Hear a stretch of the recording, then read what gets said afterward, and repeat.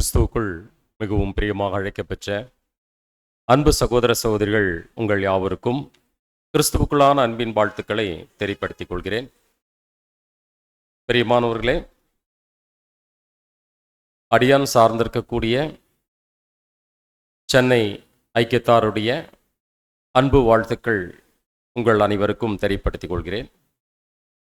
இப்படிப்பட்ட ஒரு தருணத்தை ஏற்படுத்தி கொடுத்த நம்முடைய பிதாவாகிய தேவனுக்கு கர்த்தர் இயேசு மூலமாக நன்றி துதி ஸ்தோத்திரங்களை தனிப்பட்ட முறையில் ஏறெடுத்துக் கொள்கிறேன்.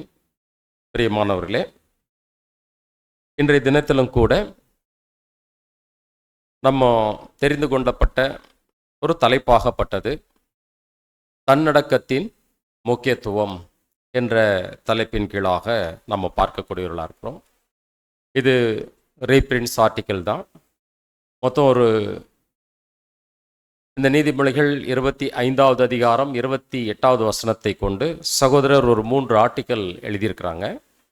அந்த 3 ஆர்டிக்கல் இருந்தும் சில விஷயங்கள் நம்ம கலெக்ஷனாக இந்த காரியங்களை நம்ம கொடுத்துருக்குறோம். அன்புக்குரிய சகோதர சகோதரிகளே,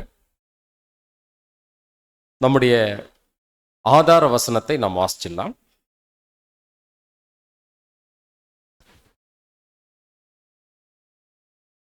நீதிமொழிகள் 25-28. தன் ஆவியை அடக்காத மனுஷன் மதிலிடிந்த பாழான பட்டணம் போல் இருக்கிறான். சரி, இந்த பகுதியில் நம்முடைய தேவன் சாலமோனுக்கு அந்த காலத்தில் கொடுத்துட்ட ஞானத்தின்படி ஒரு விஷயத்தை இங்க நமக்கு வெளிப்படுத்தக்கூடியவராக இருக்கிறார். தன்னுடைய ஆவியை அடக்காத மனுஷன் மதில் இடிந்த பாழான பட்டணம் போல் இருக்கிறான் என்று இங்கு சொல்லப்பட்டிருக்கக்கூடிய விஷயம் நம்ம பார்க்கக்கூடியவர்கள். அன்புக்குரியவர்களே, பொதுவா ஆவி அப்படின்னக்கூடிய வார்த்தையை நம்ம எடுத்துட்டோம் அப்படின்னாக்கா அதுக்கு நமக்கு வேதத்தில் பலதரப்பட்ட நமக்கு அர்த்தங்கள் இருக்கக்கூடியதாக இருக்கிறது. ஆனாலும் இந்த ஆவி அப்படின்னக்கூடிய இந்த வார்த்தையை குறித்து நம்ம பார்க்கும்போது ஜீவனை குறித்து சொல்லலாம். அதே நேரத்தில் இன்னொரு வகையில் நம்ம பார்க்கும்போது இந்த ஆவி என்பது ஆவிக்குரிய சரீரத்தில் இருக்கக்கூடிய தேவ தூதர்களை குறித்து கூட சொல்லலாம். இன்னும் நிறைய விளக்கங்கள் நமக்கு வேதத்தில் இருக்கக்கூடியதாக இருக்குது ஆவியை குறித்து. நான் அதெல்லாம் நம்ம பார்க்க வேண்டியதில்லை.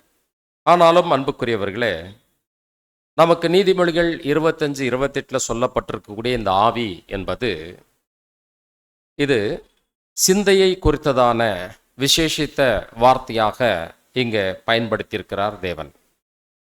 இதை எப்படி சொல்லலாம் அப்படின்னு சொல்லி நம்ம பார்க்கும்போது பேசிக் சப்ஜெக்ட்ல நம்ம பார்க்கிறோம். தானியேல் தீர்க்கதரிசன புஸ்தகம் 2வது அதிகாரத்தில் நேபுகாத் நேச்சார் சொப்பனத்தை கண்டு அவர் விழித்து கொள்ளக்கூடியவராக இருக்கிறாரு. அப்போ ஆவி தண்ணிலே கலங்கி அப்படின்னக்கூடிய வார்த்தைகள் எல்லாம் அங்கே வரக்கூடியதாக இருக்கிறது. அப்போ இது தன்னுடைய சிந்தனை அந்த இடத்துல கலங்கினதாக அங்கே நம்ம புரிந்து கொள்ள வேண்டியது அவசியமாக இருக்கிறது. அப்போ அதே போல தான் இந்த இடத்துல தன் ஆவியை அடக்காத மனுஷன் அப்படின்னா சிந்தை இந்த விஷயங்கள்ல தேவன் அந்த மனுஷனுடைய கண்ட்ரோல்ல அது இருக்கப்பட வேண்டியது அவசியமா இருக்கக்கூடியதாக இருக்கிறதை குறித்து இங்க பேசக்கூடியவராக இருக்கிறார். பழங்காலத்துல ஒரு சில காலப்பகுதிக்கு, அதாவது பார்த்தீங்கன்னாக்கா சொல்லப்போனால் ஒரு 600-700 வருஷத்துக்கு முன்னாடி கூட நம்ம சொல்லலாம். அந்த மாதிரியான ஒரு காலப்பகுதியிலெல்லாம் பார்த்தீங்கன்னா ஜனங்கள் ஒரு பட்டணம் கட்டி அந்த பட்டணத்துக்குள்ளே என்ன பண்ணுவாங்கனாக்கா குடியிருக்கக்கூடியவர்களாக இருப்பாங்க அப்படின்னு பார்க்குறோம்.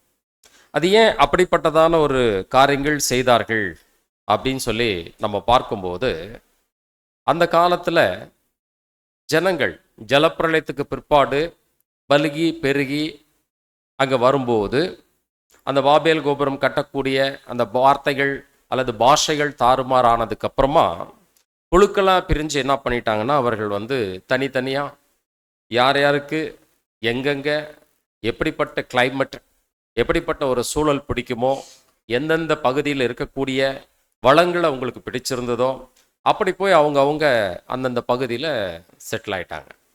அப்படி செட்டிலான அந்த காலப்பகுதியில் அவர்கள் வந்து தனிப்பட்ட ஒரு குடும்பங்களாக இல்லாமல் ஒரு குழுக்களாக அவர்கள் வந்து வாழ்ந்து கொண்டிருந்தாங்க அப்படின்னு சொல்லிட்டு பார்க்கிறோம். இந்த குழுக்களாக வாழ்ந்து கொண்டிருந்ததற்கான காரணங்கள் என்ன அப்படின்னா, நான் சொன்ன 500-600 வருஷத்துக்கு முன்னாடியே பட்டணங்கள்லாம், அந்த அரண்கள்லாம் கட்டப்பட்டு இருந்தது அப்படின்னு. இன்னும் அதுக்கு முந்தின காலப்பகுதியில் அந்த மாதிரி பட்டணங்கள் நிறைய கட்டி அதில் வந்து பார்த்திங்கனாக்கா பாதுகாப்பாக இருக்கக்கூடிய ஒரு சூழல்கள் அந்த காலத்தில் இல்லை. ஆனால் எப்படி தான் இருந்தாங்கன்னா, குழுக்களாக அவர்கள் இருக்கக்கூடிய விஷயங்களாகப்பட்டது இருந்துச்சு. சரி, இந்த குழுக்களாக இருந்த அந்த ஜனங்கள் மத்தியில் பார்த்தீங்கன்னாக்கா அந்த காலத்தில் ஒரு போலீஸோ இராணுவமோ அப்படிப்பட்ட விஷயங்கள்லாம் இல்லாதபடிக்கு அவர்களே அந்த குழுக்கள், அவர்கள் மத்தியில் இருக்கக்கூடிய ஜனங்களே அவர்களுக்கான பாதுகாப்பு, இப்படிப்பட்ட விஷயங்களில் தான் அந்த ஜனங்கள் வந்து வாழ்ந்துட்டு இருந்தாங்க. அப்படி வாழ்ந்துட்டு இருக்கும்போது இந்த காலத்தில் கூட கடல் கொள்ளையர்கள் அப்படின்னக்கூடிய விஷயங்களாக நம்ம எல்லாம் கேள்விப்படுறோம். சில பகுதிகளில் போகிறதா இருந்தால் ரொம்ப ஜாக்கிரதையாக போக வேண்டியதாக இருக்குது. அல்லது அந்த கொள்ளையர்களிடத்தில் சிக்கிடாதபடிக்கு அந்த இராணுவமாகப்பட்டது அங்கே ரவுண்ட்ஸில் இருந்துகிட்டே இருக்கும். இந்த மாதிரிலாம் இருக்கும். அந்த மாதிரி அந்த காலத்தில் இந்த குழுக்கள், ஒரு சில குழுக்களை என்ன பண்ணுவாங்க அப்படின்னாக்கா, உழைச்சி சம்பாதிக்கிறத விட மற்றவங்ககிட்ட இருக்கிறத எப்படியாச்சும் எடுத்துக்கலாம் அப்படின்வாங்க. அப்போ அவங்களுக்கு ஒரு கட்டுப்பாடு அப்படின்னக்கூடிய விஷயங்களே இருக்காது.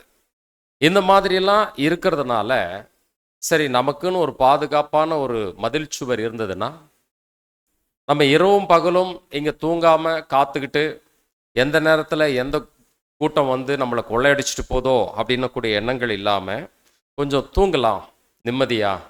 நம்ம ஒரு அரணான பட்டணமாக கட்டப்பட்டு அந்த பட்டணத்துக்குள்ளே இருக்கலாம்னு சொல்லிட்டு தான் அவர்கள் அந்த பட்டணங்களை, மதில் சுவர்களை எழுப்பி கட்டிட்டாங்க அப்படின்னு சொல்லிட்டு பார்க்குறோம். இதை குறித்து ஒரு ஸ்லைடு ஒன்று படிக்கலாம் பாருங்க. ஒரு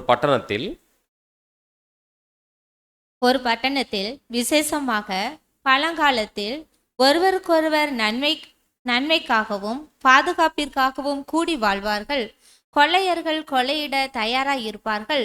பட்டணத்தின் மதிற்சுவர் அதில் வாழ்பவர்களுக்கு அவர்களது சொத்துக்களையும் உரிமைகளையும் நன்மைகளையும் பாதுகாக்க உதவியாய் இருந்தது. அப்போ அந்த பட்டணங்கள் எதுக்காக கட்டப்பட்டிருந்தது அப்படின்னு சொல்லிட்டு பார்த்தீங்கன்னாக்கா, அவர்களுக்கான ஒரு பாதுகாப்புக்காக தான் அது கட்டப்பட்டிருந்தது. அவருடைய சொத்துக்கள் அப்படின்னா அவங்களுடைய ஆடு மாடுகள், இதுதான் அவங்களுடைய சொத்துக்களாக இருந்தது. தங்களுடைய உரிமைகளை, தங்களுடைய பிள்ளைகளை, தங்களுடைய எல்லா விதமான சொத்துக்களையும் அவர்கள் பாதுகாத்துட்டு இருந்தாங்க. ஏன்னா அந்த காலத்தில் வந்து மனிதர்களே பிடிச்சிட்டு போயிட்டாங்க அப்படின்னா அந்த மனிதர்களை பிடிச்சிட்டு போய் இன்னொரு இடத்துல விற்றுருவாங்க. இப்படியெல்லாம் நிறைய விஷயங்கள் வந்து அந்த காலத்தில் இருந்தது. அதனால் அவர்களுக்கு வந்து ஒரு பாதுகாப்பு தேவைப்பட்டது. அந்த பாதுகாப்புக்காகத்தான் இப்படிப்பட்ட ஒரு பட்டணங்களை எல்லாம் அந்த காலத்தில் அந்த ஜனங்கள் வந்து கட்டியிருந்தாங்க. ஆனாலும் அன்புக்குரிய சகோதர சகோதரிகளே, இப்படி கட்டப்பட்டிருந்த அந்த ஜனங்கள் மத்தியில் விசேஷித்த வண்ணமா அவர்கள் வந்து பட்டணங்களை கட்டிட்டு அதில் வாழ்ந்துட்டு இருந்தாலும் கூட ஒரு சில கொள்ளையர்கள் அல்லது ராஜாக்கள் என்ன பண்ணுவாங்கனாக்கா, அந்த பட்டணத்தை சுற்றி கொத்தளங்களை கட்டி அந்த பட்டணத்தை விட்டு வெளியே வராதபடிக்கும், பட்டணத்துக்குள்ளே யாரும் போகாதபடிக்கும் கொஞ்ச நாள் முற்றுகை போட்டு அந்த பட்டணத்தையே தங்களுக்கு சொந்தமாக்கி கொள்ளக்கூடிய சில யுக்திகள் எல்லாம் கையாண்டிருக்கிறாங்க. இது நமக்கு தெரியும். பழைய ஏற்பாட்டு காலப்பகுதியில் இந்த விஷயங்கள் எல்லாம் நடந்திருக்குது அப்படின்னு சொல்லிட்டு பார்க்குறோம். சரி, இப்படிப்பட்ட விஷயங்கள் ஒரு பக்கம் இருக்கும்போது நம்ம ஒரு காரியங்களை பார்த்தோம்னாக்கா, முதல்ல மனுஷனை தேவன் படைக்கிறாரு. படைக்கும்போது அந்த மனுஷனுக்குள்ள தேவன் என்ன வச்சிருக்கிறார் அப்படின்னாக்கா, தேவனுடைய விசேஷித்த குணங்கள் அவனுக்குள்ள வச்சிருக்கிறாரு. அந்த குணங்கள் அப்படின்னும் போது பிரதானமான 4 குணங்கள் நம்ம பார்க்கக்கூடியவர்களாக இருக்கிறோம். ஞானம், வல்லமை மற்றும் நீதி, அன்பு. இந்த 4 குணங்கள் மட்டும்தான் இருக்கா தேவனுக்குள்ள? அது பிரதானமான குணம் 4. புரியுதுங்களா? அந்த சிங்காசனத்தின் ஆதாரம் அப்படின்னா மற்ற குணங்கள் அப்படின்னும் போது இன்னும் நிறைய குணங்கள் இருக்குது. ஒரு உதாரணத்துக்கு சொல்ல போனா இரக்கம், அது ஒரு குணம் தானுங்களே. கிருபை, இல்லைங்களா? அப்போ இப்படி நிறைய குணங்கள் இருக்குது. அதுல விசேஷித்த வண்ணமா 4 நம்ம பிரதானமா பார்க்கக்கூடியவர்களா இருக்கும். சரி, இந்த குணங்களை தேவன் மனுஷனை சிருஷ்டிக்கும் போது அவனுக்குள்ள கூட வைத்திருந்தார் அப்படின்னு கூடிய விஷயம் நம்ம பார்க்கக்கூடியவர்களா இருக்கும். அப்போ அவருடைய சாயல்ல தான் அந்த மனிதன் சிருஷ்டிக்கப்பட்டான் என்பதை கூட நம்ம பார்க்கக்கூடியவர்களா இருக்கிறோம். இப்படியாக சிருஷ்டிக்கப்பட்ட அந்த மனுஷனுக்குள்ள தேவன் என்ன பண்ணியிருக்கிறார் அப்படின்னு சொல்லி நம்ம பார்க்கும்போது பார்த்தீங்கன்னாக்கா, அவனுக்கு ஒரு சித்தம் அப்படின்ன கூடிய ஒரு விஷயத்த வச்சிருக்கிறாருங்களாம். மனுஷனை அந்த காலப்பகுதியில் எங்கேயாச்சும் அடிமையா யாருக்காவது வித்துட்டா கூட, அந்த மனுஷனை வித்துட்டாலும் அந்த மனுஷன் நினைச்சா தான் அவருக்கு அடிமையா இருப்பார். இல்லைன்னா என்ன பண்ண முடியாது, அடிமையா இருக்க முடியாது. ஒரு உதாரணத்துக்கு பாருங்களேன், இன்னைக்கு நம்ம எல்லாரும் இந்த இடத்துல கூடி இருக்கிறோம்.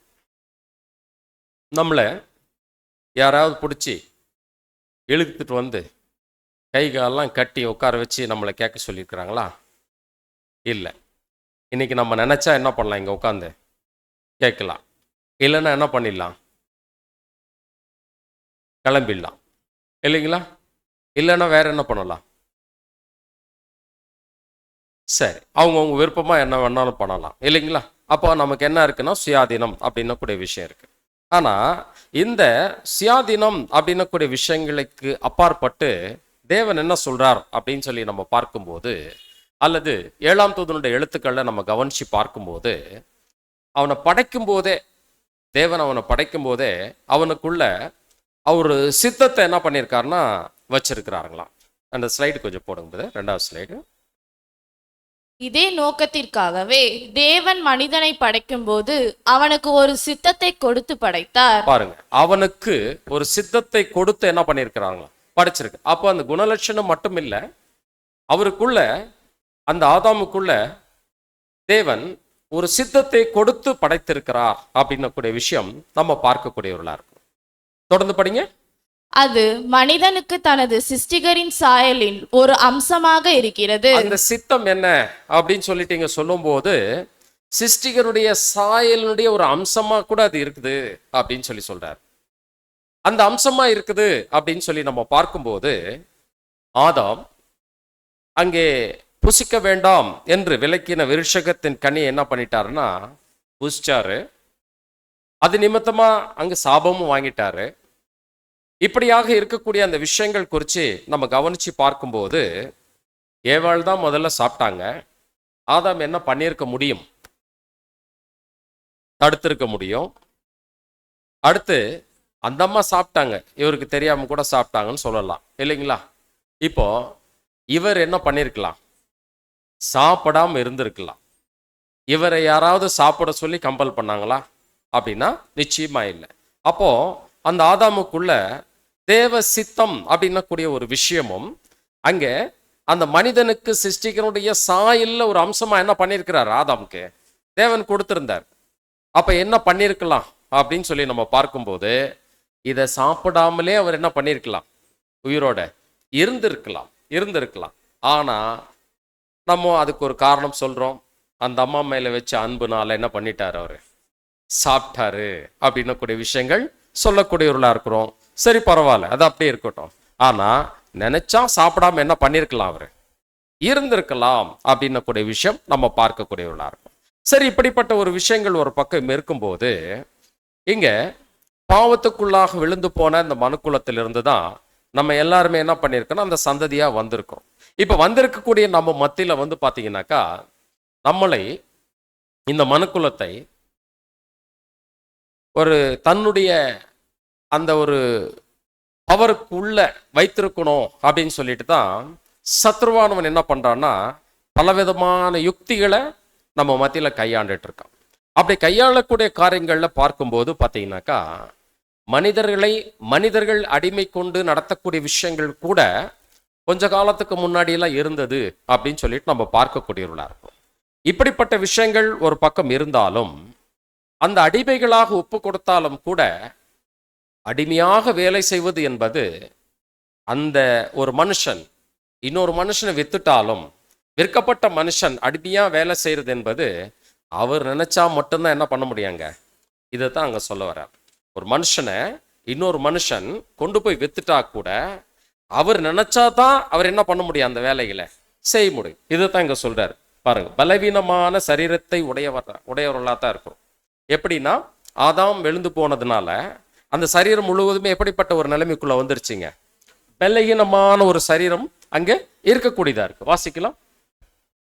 நாம் பலவீனமான சரீரத்தை உடையவர்களாக இருந்தாலும் பலனான உணர்வுகளை உடைய ஒரு சித்தத்தை அதான் பெற்றிருக்கிறோம். சொல்றாரு. அப்ப பலகீனமான சரீரத்தை உடையவர்களா இருந்தாலும் அப்படின்னு சொல்லும் போது பலமான உணர்வுகளை என்ன பண்ணிருக்கிறார், நமக்குள்ள கொடுத்திருக்கிறார். அப்போ நம்ம நினைச்சா இது வேணும்னா அதை நம்ம பயன்படுத்தலாம். நம்ம நினைச்சா இது வேண்டாம் அப்படின்னு சொல்லி ஒதுக்கிட்டா நம்மளை யார் என்ன பண்ண முடியாதுங்க.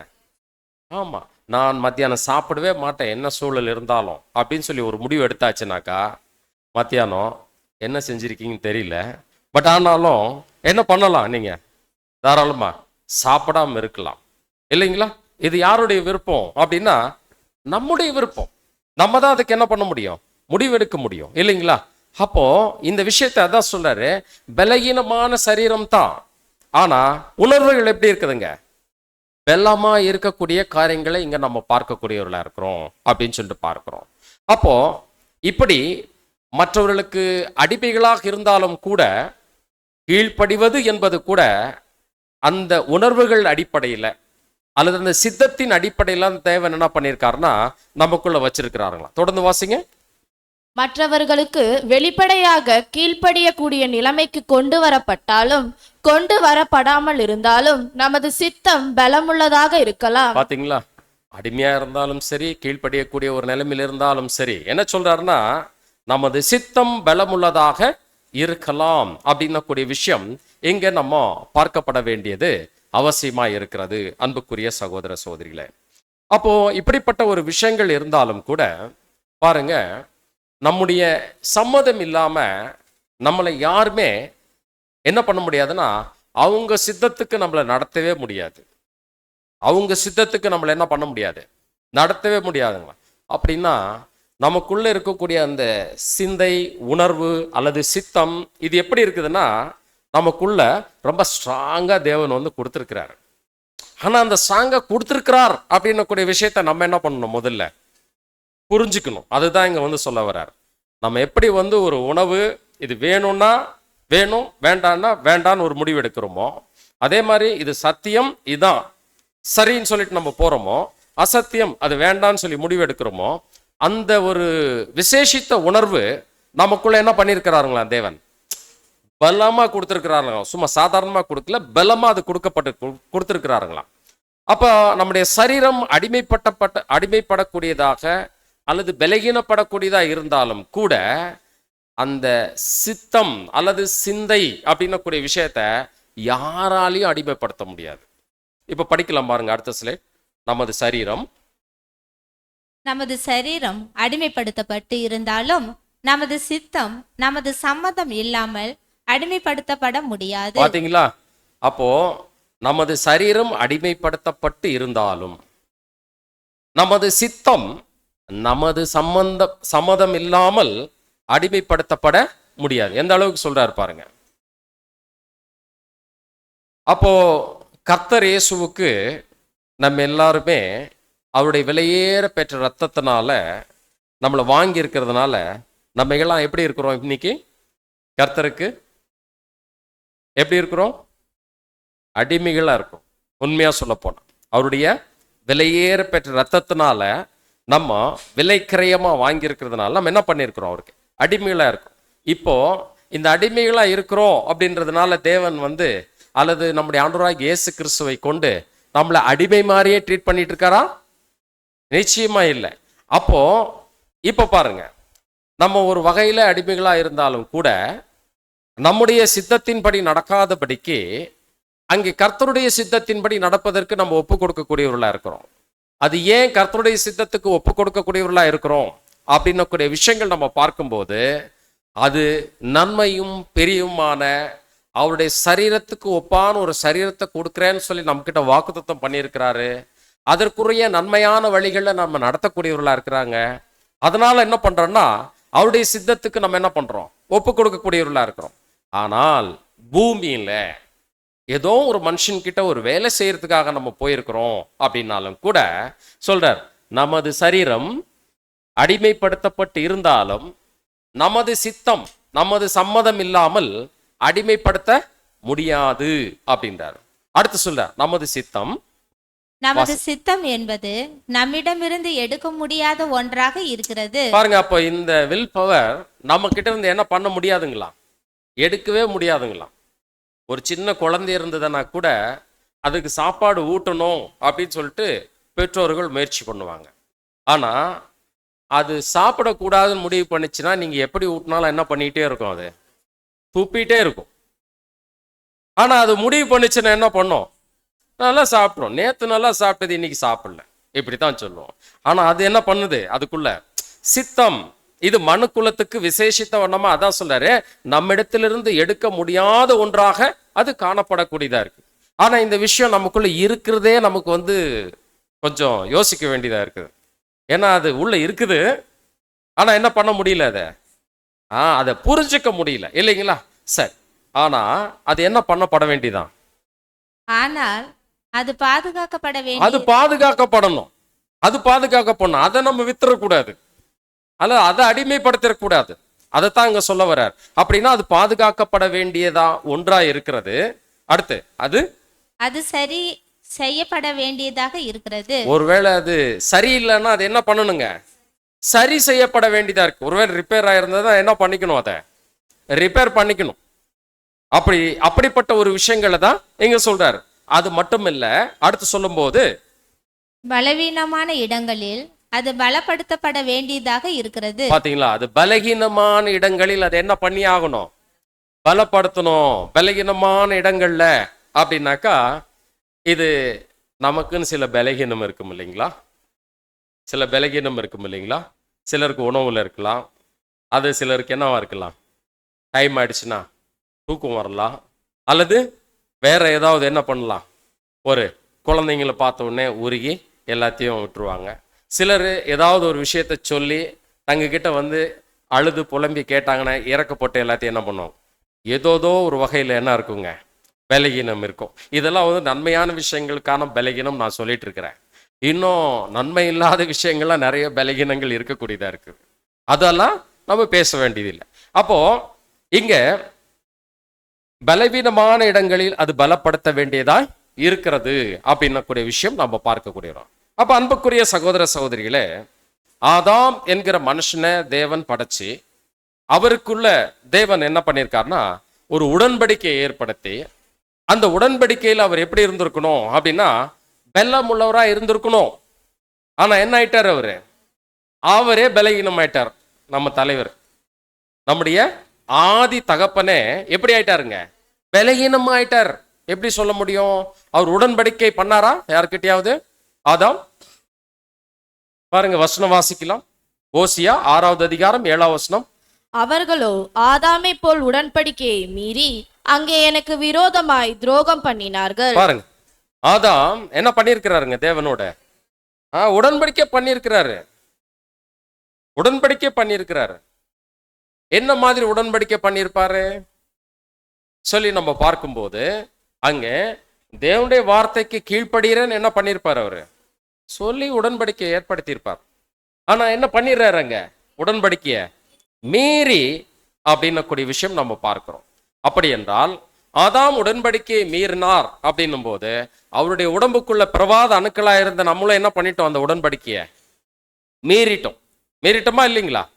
அவருடைய உடம்புக்குள்ள பிரவாத அணுக்களா இருந்த மனுக்குள்ள ஒட்டு மொத்தமே என்ன பண்ணிட்டோம் அப்படின்னா அந்த உடன்படிக்கையை மீறிட்டோம் அப்படின்னு பார்க்கிறோம். அப்ப ஆதாமுக்கு அந்த சாபமாகப்பட்டது இன்னைக்கு நமக்கு எல்லாம் வந்திருக்குதுன்னா நம்மளும் அந்த உடன்படிக்கையை மீறித்தான் என்ன பண்ணியிருக்கிறோம், வந்திருக்கிறோம். இப்படி படைக்கப்பட்ட இந்த ஆதாம் தன்னுடைய சித்தத்தை பலப்படுத்த முடியாதபடிக்கு பலகீனமா போனதுனால அது ஏவாள் மீது வைத்த அன்பினாலோ அல்லது சாத்தானுடைய தந்திரத்தினாலோ அவர் பலகீனமா போனதுனால என்ன ஆயிப்போச்சு அப்படின்னா, தேவன் விசேஷித்த வண்ணமா இவருக்கு ஏற்படுத்தி வச்சிருந்த ஒரு பட்டணம் போல ஒரு பாதுகாப்பை ஏற்படுத்தி வச்சிருந்தார். பட்டணம் போல என்ன பண்ணியிருந்தார்னா பாதுகாப்பு கொடுத்திருந்தார். அப்ப அவருக்கு ஒரு உடன்படிக்கை ஏற்படுத்தி இருக்கிறாரு. அந்த உடன்படிக்கையை பாதுகாத்து நடப்பாரானால் அதுதான் அவருக்கு மதில் சுவர் மாதிரி என்னவா இருந்ததுங்க, பாதுகாப்பா இருந்துச்சு. இப்ப இந்த மதில் சுவராகப்பட்டது என்ன பண்ணிடுச்சு அப்படின்னு சொல்லிட்டு பார்க்கும்போது, ஆதாம் அந்த உடன்படிக்கை மீறதுனால அந்த மதில் சுவர் என்ன ஆகி போச்சுங்க, அது தகர்க்கப்பட்டு போயிடுச்சு. நம்ம இங்க கூட சிட்டிகளில் கூட சில வீடுகள் பார்க்கலாம். பல வருடங்களா அது கேஸ் நடந்து அந்த வீடு பராமரிக்காம அது யார் வேணா போகலாம், யார் வேணாலும் வரலான்ற மாதிரி சில இடங்கள்லாம் இருக்கும். அந்த மாதிரி இடங்கள்லாம் பார்த்தா எப்படி இருக்குங்க, அது நாய் கழுதை என்ன வேணாலும் என்ன பண்ணும், அது போயிட்டு அங்கே வந்துட்டு இருக்கும். எந்த மனுஷர்கள் திருடர்கள் யார் வேணாலும் போய் பதுங்கிட்டு இருப்பாங்க. அந்த மாதிரி இடங்கள்லாம் இருக்கும். அதை பார்த்தா எப்படி இருக்கும் அப்படின்னா, அப்படியே பாழாயி பராமரிப்பு இல்லாம ஒண்ணுமே இல்லாத ஒரு நிலைமை இருக்கக்கூடியதா இருக்கும். இப்போ ஆதாமுடைய நிலைப்பாடு எப்படிப்பட்டதா இருக்கிறது அப்படின்னு சொல்லிட்டு பார்த்தீங்கன்னா, தன்னுடைய சித்தத்தை பலப்படுத்த முடியாதபடிக்கு அந்த தன்னுடைய சித்தத்தை என்ன பண்ணிட்டாருன்னா அங்க விட்டு கொடுத்துட்டார் அப்படின்னு சொல்லி நம்ம பார்க்கக்கூடியவர்களா இருக்கும். அப்போ இப்படிப்பட்ட ஒரு சூழல்கள் ஒரு பக்கம் இருக்கும்போது இந்த சித்தத்தை பலப்படுத்த வேண்டியது ஆதாமுடைய சந்ததியா இருக்கக்கூடிய நம்ம எல்லாருக்குமான விசேஷித்த காரியங்களாக தேவன் இதை கொடுக்கக்கூடியவரா இருக்கிறார். இந்த அடுத்த ஸ்லைட் படுங்க. சித்தத்தை பலப்படுத்த வேண்டியது அவசியம். சித்தத்தை பலப்படுத்த வேண்டியது அவசியமா இருக்குது. இப்போ வாசிக்கலாம். இதை கவனித்து பலப்படுத்தாதவர்கள் தாக்கப்படுவதற்கான சாத்தியங்களை காண்பார்கள். பாருங்க, இது என்ன நடந்துட்டு இருக்குது அப்படின்னா, ஆதாமுடைய ஒட்டுமொத்த சந்ததியும் இந்த பூமியில் இருக்கக்கூடிய எல்லாருடைய நிலைமையும் அந்த சித்தத்தை பலப்படுத்தாத ஒரு காரியங்கள் இருக்குது. அப்படி கவனித்து பலப்படுத்தாதவர்கள் தாக்கப்படுவதற்கான சாத்தியங்களை காண்பார்கள் அப்படின்றார். அதிகமா அடுத்து வாசிக்கலாம். இவர்கள் அதிகமாக உடைந்து போய் விரைவில் சித்தமே இல்லாமல் அல்லது சுய கட்டுப்பாடு இல்லாமல் போய்விடுவார்கள். மதிர்ச்சுவர்கள் அழிக்கப்பட்டு எதிரிகள் நுழைந்த அழிந்த போன பட்டணத்தை போலே மனிதன் பாவத்திற்கும் பலவிதமான பலவீனங்களுக்கும் போதும். இங்க என்ன சொல்றார் சொல்லி நம்ம பார்க்கும்போது, இப்படி இந்த பலப்படுத்தாதவர்கள் தாக்கப்படுவதற்கான சாத்தியங்களை அங்க காண்றாங்க. ஆனா இப்படிப்பட்டவர்கள் என்ன ஆயிடுறாங்க அப்படின்னாக்கா உடைந்து போய் அப்போ சித்தமே இல்லாமல் தங்களுக்குள்ள சுய கட்டுப்பாடு அப்படின்னு கூடிய விஷயங்களே இல்லாம எப்படிப்பட்டவர்கள் ஆயிடுறாங்க அப்படின்னு சொல்லி சொல்றாருனாக்கா, அவர்களுக்கு தேவன் கொடுத்திருந்த ஒரு பாதுகாப்புமே இல்லாத நிலைமைக்கு போயிடுது. தன்னடக்கத்தினுடைய அந்த முக்கியத்துவமா இருக்கக்கூடிய அந்த சுய கட்டுப்பாடு அப்படின்ன கூடிய ஒரு விஷயம் இல்லாமல் அந்த மதிர்ச்சுவராகப்பட்டது அழிக்கப்பட்டு எதிரிகள் எப்ப வேணாலும் வரலாம், எப்ப வேணாலும் போகலாம். அப்படிப்பட்ட ஒரு நிலைமையாகப்பட்டது அங்க இருக்கக்கூடியதா இருக்கிறது. அப்போ இந்த பட்டணத்தை போலதான் அந்த மனிதன் பாவத்திற்கும் பலவிதமான பலகீனத்திற்கும் ஆளாயிருக்கிறான் அப்படின்னு கூட விஷயம் நம்ம பார்க்கிறோம். இந்த விஷயங்களாகப்பட்டது படிப்படியா அந்த மனுஷனுக்குள்ள செயல்பாட்டுக்குள்ள போய் போய் போய் கடைசியில என்ன ஆகிறார் அப்படின்னா, அடுத்த ஸ்லைட் பார்க்கலாம் பாருங்க. சாத்தானுடைய தாக்குதலுக்கு இடங்கொடுத்து அவனது மனித தன்மையை இழந்து மற்றும் எல்லாவற்றையும் இழக்கக்கூடிய நிலைமைக்கு செல்வான். பாருங்க எந்த அளவுக்கு அவனுடைய பலகீனமாகப்பட்டது நாளுக்கு நாள் அது போய் கடைசியில சாத்தானுடைய தாக்குதலுக்கு அவர் கொஞ்சம் கூட எதிர்த்து நிற்க முடியாம, தன்னுடைய சிந்தையை ஸ்ட்ராங் பண்ணி அங்க நிற்க முடியாம, தேவனுடைய அந்த விசேஷித்த வில் பவரை அவர் பயன்படுத்தாம போறதுனால அந்த மனித தன்மையே இழந்துடுறாருங்களாம். மனித தன்மையே இழந்துடுறார் அப்படின்றார். மற்றும் எல்லாவற்றையும் இழக்கக்கூடிய நிலைமைக்கு செல்லக்கூடியவனா இருக்கிறான் அப்படின்றார். இப்ப எல்லாவற்றையும் இழக்கக்கூடிய நிலைமைக்கு செல்லக்கூடியவனா இருக்கிறான் அப்படின்னு சொல்லி நம்ம பார்க்கும்போது, இப்போ இந்த ஆதாம் மற்றும் ஆதாமுடைய சந்ததியில அநேகருடைய நிலைப்பாடு இப்படியாக காணப்படக்கூடியதா இருக்கிறது.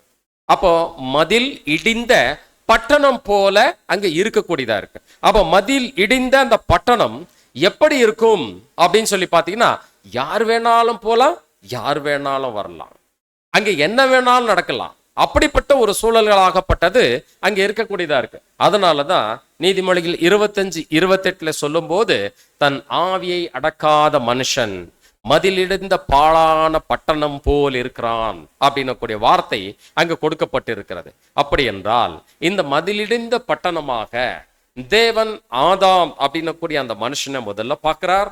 அப்புறம் அவருடைய சந்ததி முழுக்க இப்படிப்பட்ட ஒரு சூழ்நிலையில தான் இருக்கிறாங்க. ஆனாலும் இப்படிப்பட்ட ஒரு சூழ்நிலையிலே தேவன் விடக்கூடியவரா இருந்தாரா அப்படின்னா நிச்சயமா இல்லை.